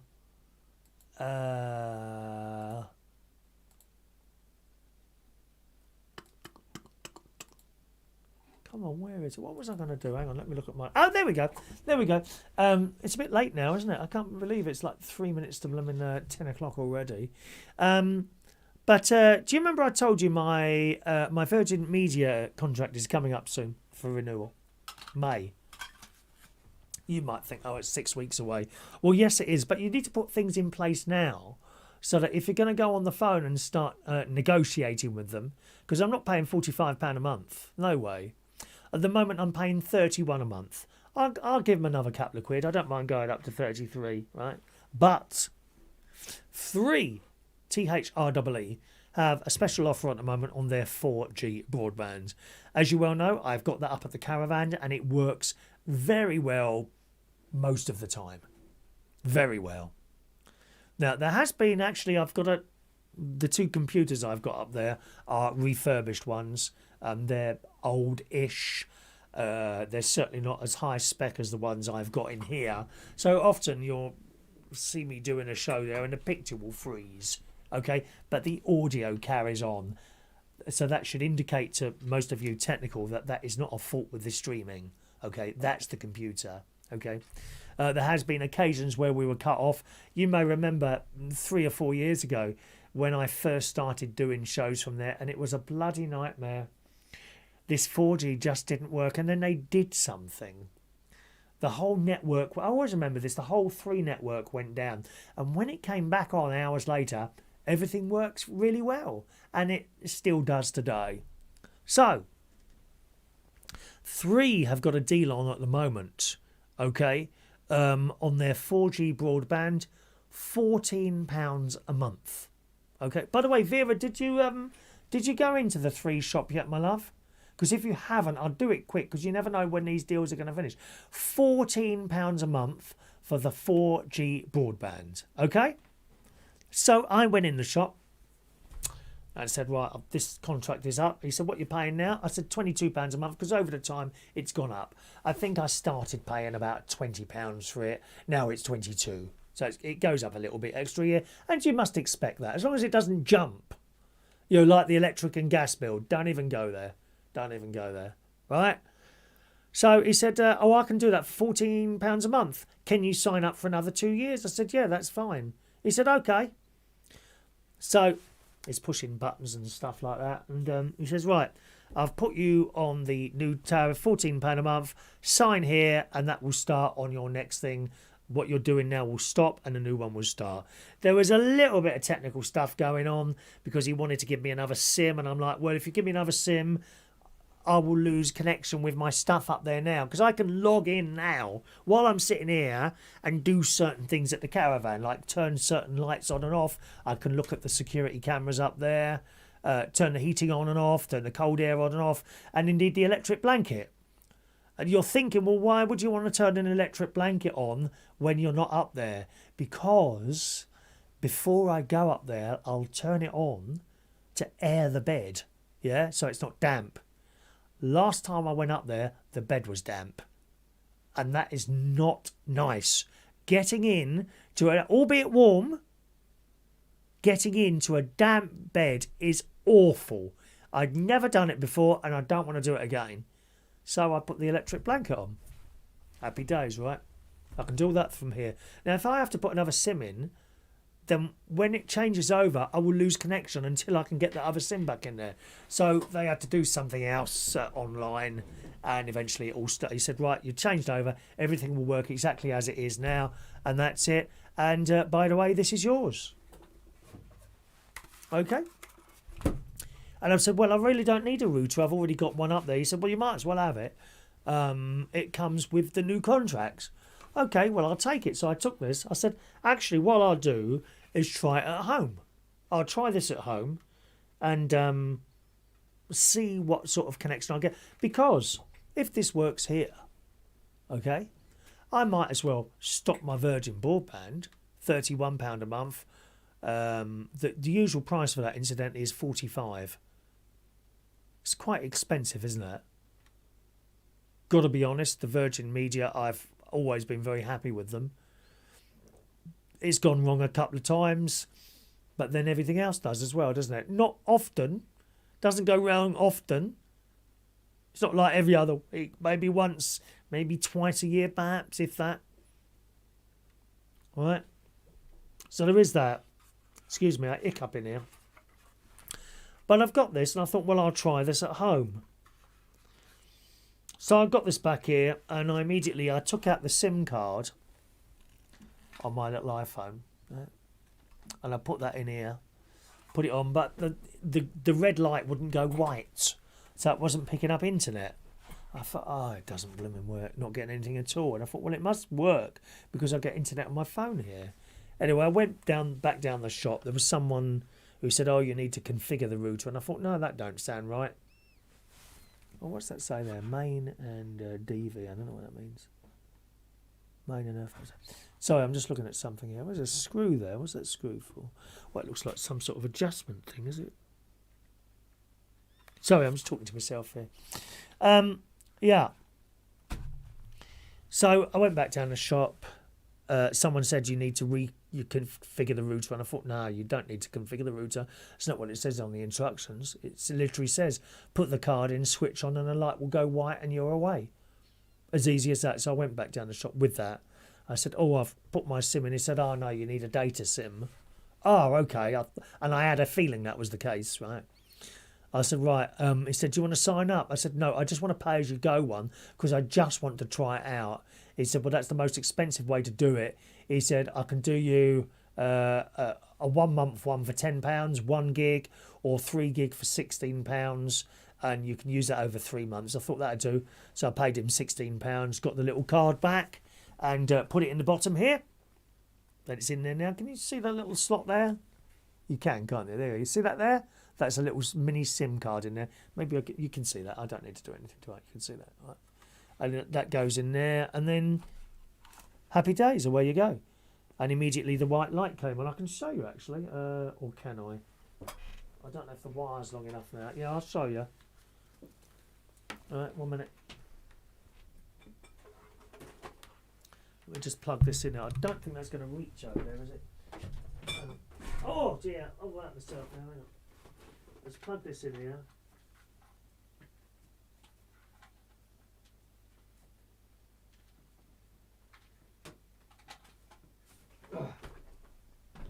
So the idea of a 4G router is that no wires come into this.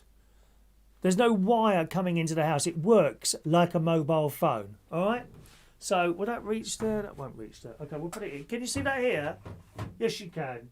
You see all the lights. They are all lights along there. So we'll plug this in, and it'll come on, and that light will be red. All right. Okay, that's just the switch and turn on. It looks orange. That's actually red. So that light will turn white, and once it's turned white, it's connected to the internet, and we can use it. I'll do a little speed test as well while we're here. The Virgin Media that I've got runs at 200 meg. Okay, so we're getting 2 bars, which is a reasonable signal from the transmitter. That will go white. There we go. That's gone white now. So that's now connected to the internet. Right, 2 bars isn't bad. I've got 2 bars up at the caravan, and I can get 45 meg down and about 20 up, which is fantastic at the caravan. Not so good here though. I've already checked it out. I'll do a speed test on there with you now. Right, hang on a minute. Right, so we'll do the speed test. Where's my speed testing thing? Just for those of you that are interested. If you're bored with it, I'm sorry, it's a bit technical this, but we'll do our speed test now. Okay, so we're looking at the 3G router there. Okay. Now, as it goes, that's not bad at all. 14 meg coming down there. Okay. 15 meg coming down. That would be perfectly all right for people just watching the telly or doing stuff like that. The upload, not good. Again, as a person who doesn't do stuff like this, you wouldn't need much of an upload. That's showing me 5 meg, which is just about enough to do a high definition TV show, which is basically what this is. It's just about enough. But if it drops at all, which it can do, goes down, we'd be in trouble and you'd get a lot of buffering going on. So I need faster speed than that. Okay, not really suitable. So I showed you those 2 speeds there. Now, if I log on, let's just change what router we're using. If I now log on to my Virgin Media, okay, which I'm using to bring the show to you today, you'll see the difference. Okay, you'll see the difference to this now. Check this out now, look, watch. Virgin Media. Okay. So we got there about 220 coming down.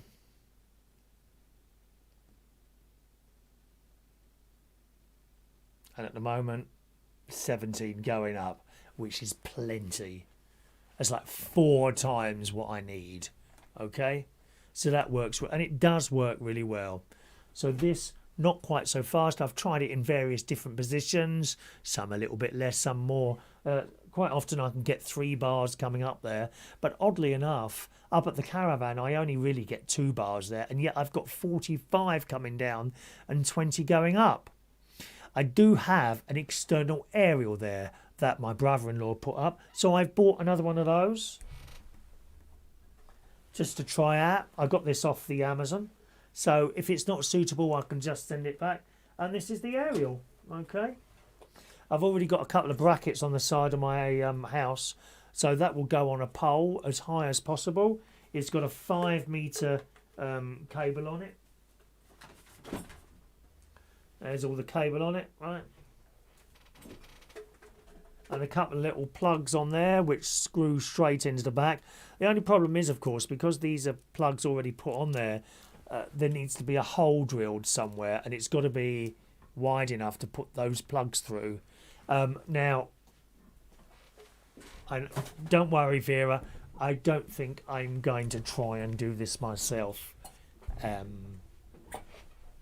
I will be getting my bedroom painted at some point, so I probably will see if the bloke who does the bedroom can also put a hole through the wall. I have done it before myself, but I don't like doing anything like that. Oh, actually, I have got a hole in the side.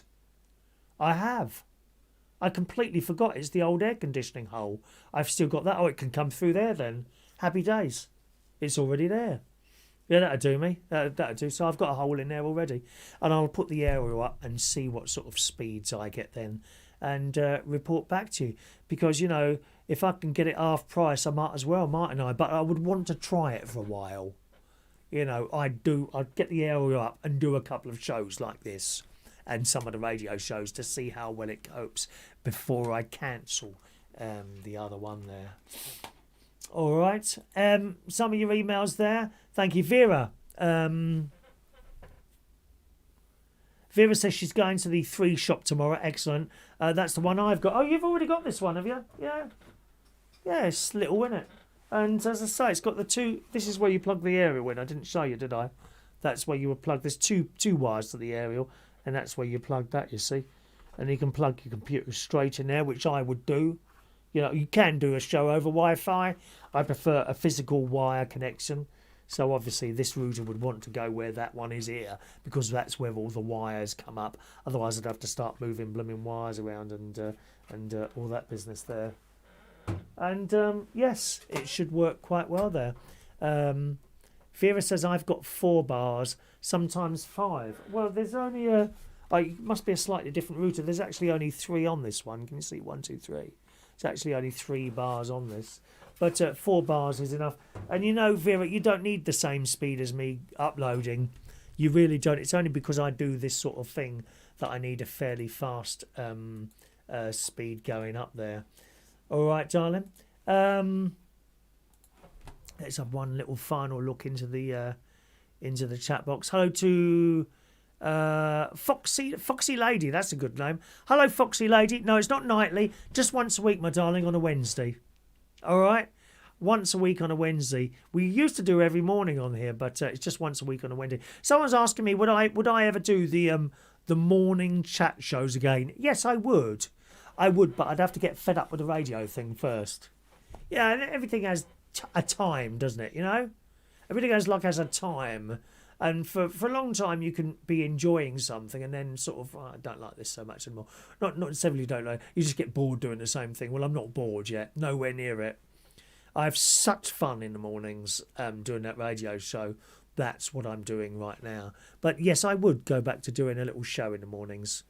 I think we had a good time then, you know. I went into a little bit of depression, as you know, a couple of years ago. But we come out of that. But by then I'd started doing something else, i.e. the radio, and that's why we're here. Let's just go to the top there. Where are we? Foxy. Where are we now? Where's Foxy Lady there? Foxy Lady. There she is. Foxy Lady, a talk show. What's all this about then? Oh, we just have a chat, really, Foxy Lady. You can call in. The phone line's closed now, but you can call in if you want to. When we have the phone lines open, Foxy Lady. All right. Where are you, by the way, darling? Whereabouts are you, my love? Welcome to the show.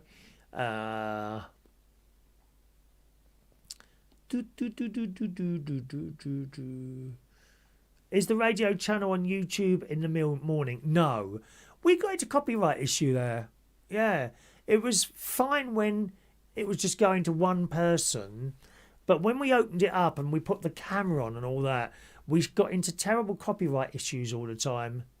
Not fines or anything like that, just taken off. That's what tends to happen. You don't really get a fine these days. You're just sort of taken off. Have we dropped volume a little bit here? Looks like I've dropped volume for some reason. Have I dropped volume? No, don't know. Yeah, and the stream kept stop. You may have noticed the stream kept stopping. It wasn't actually stopping. It was stopped by YouTube. So it was either the fact that a camera was being used, or more people were logging on, and that's why. I mean, the YouTube stream was only really ever set up for Maureen because she couldn't listen by other methods. She could only listen on YouTube. So it was fine when that was happening, but when we opened it up to everyone else, that's when we started getting into problems. So I stopped. I stopped completely. So no, the live stream is not this. The radio show is not available on YouTube anymore. But it's not a problem, is it? You know, you can just. I mean, what mobile phone have you got? You know, if you just say, you can just ask Siri. Look, hey Siri, play radio station. Reach on air.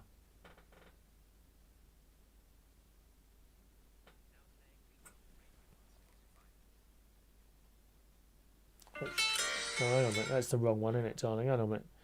Hang on, let me just open it up there. What have I done? Hey Siri, play radio station. Reach on air. Well, that's not working anymore, is it? Hang on, mate. Maybe I've done it wrong. Shut up! Hey Siri. Hey Siri. Hello.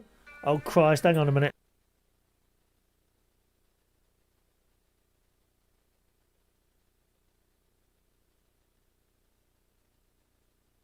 Sorry, we have to stop that there. I don't know why that won't work now.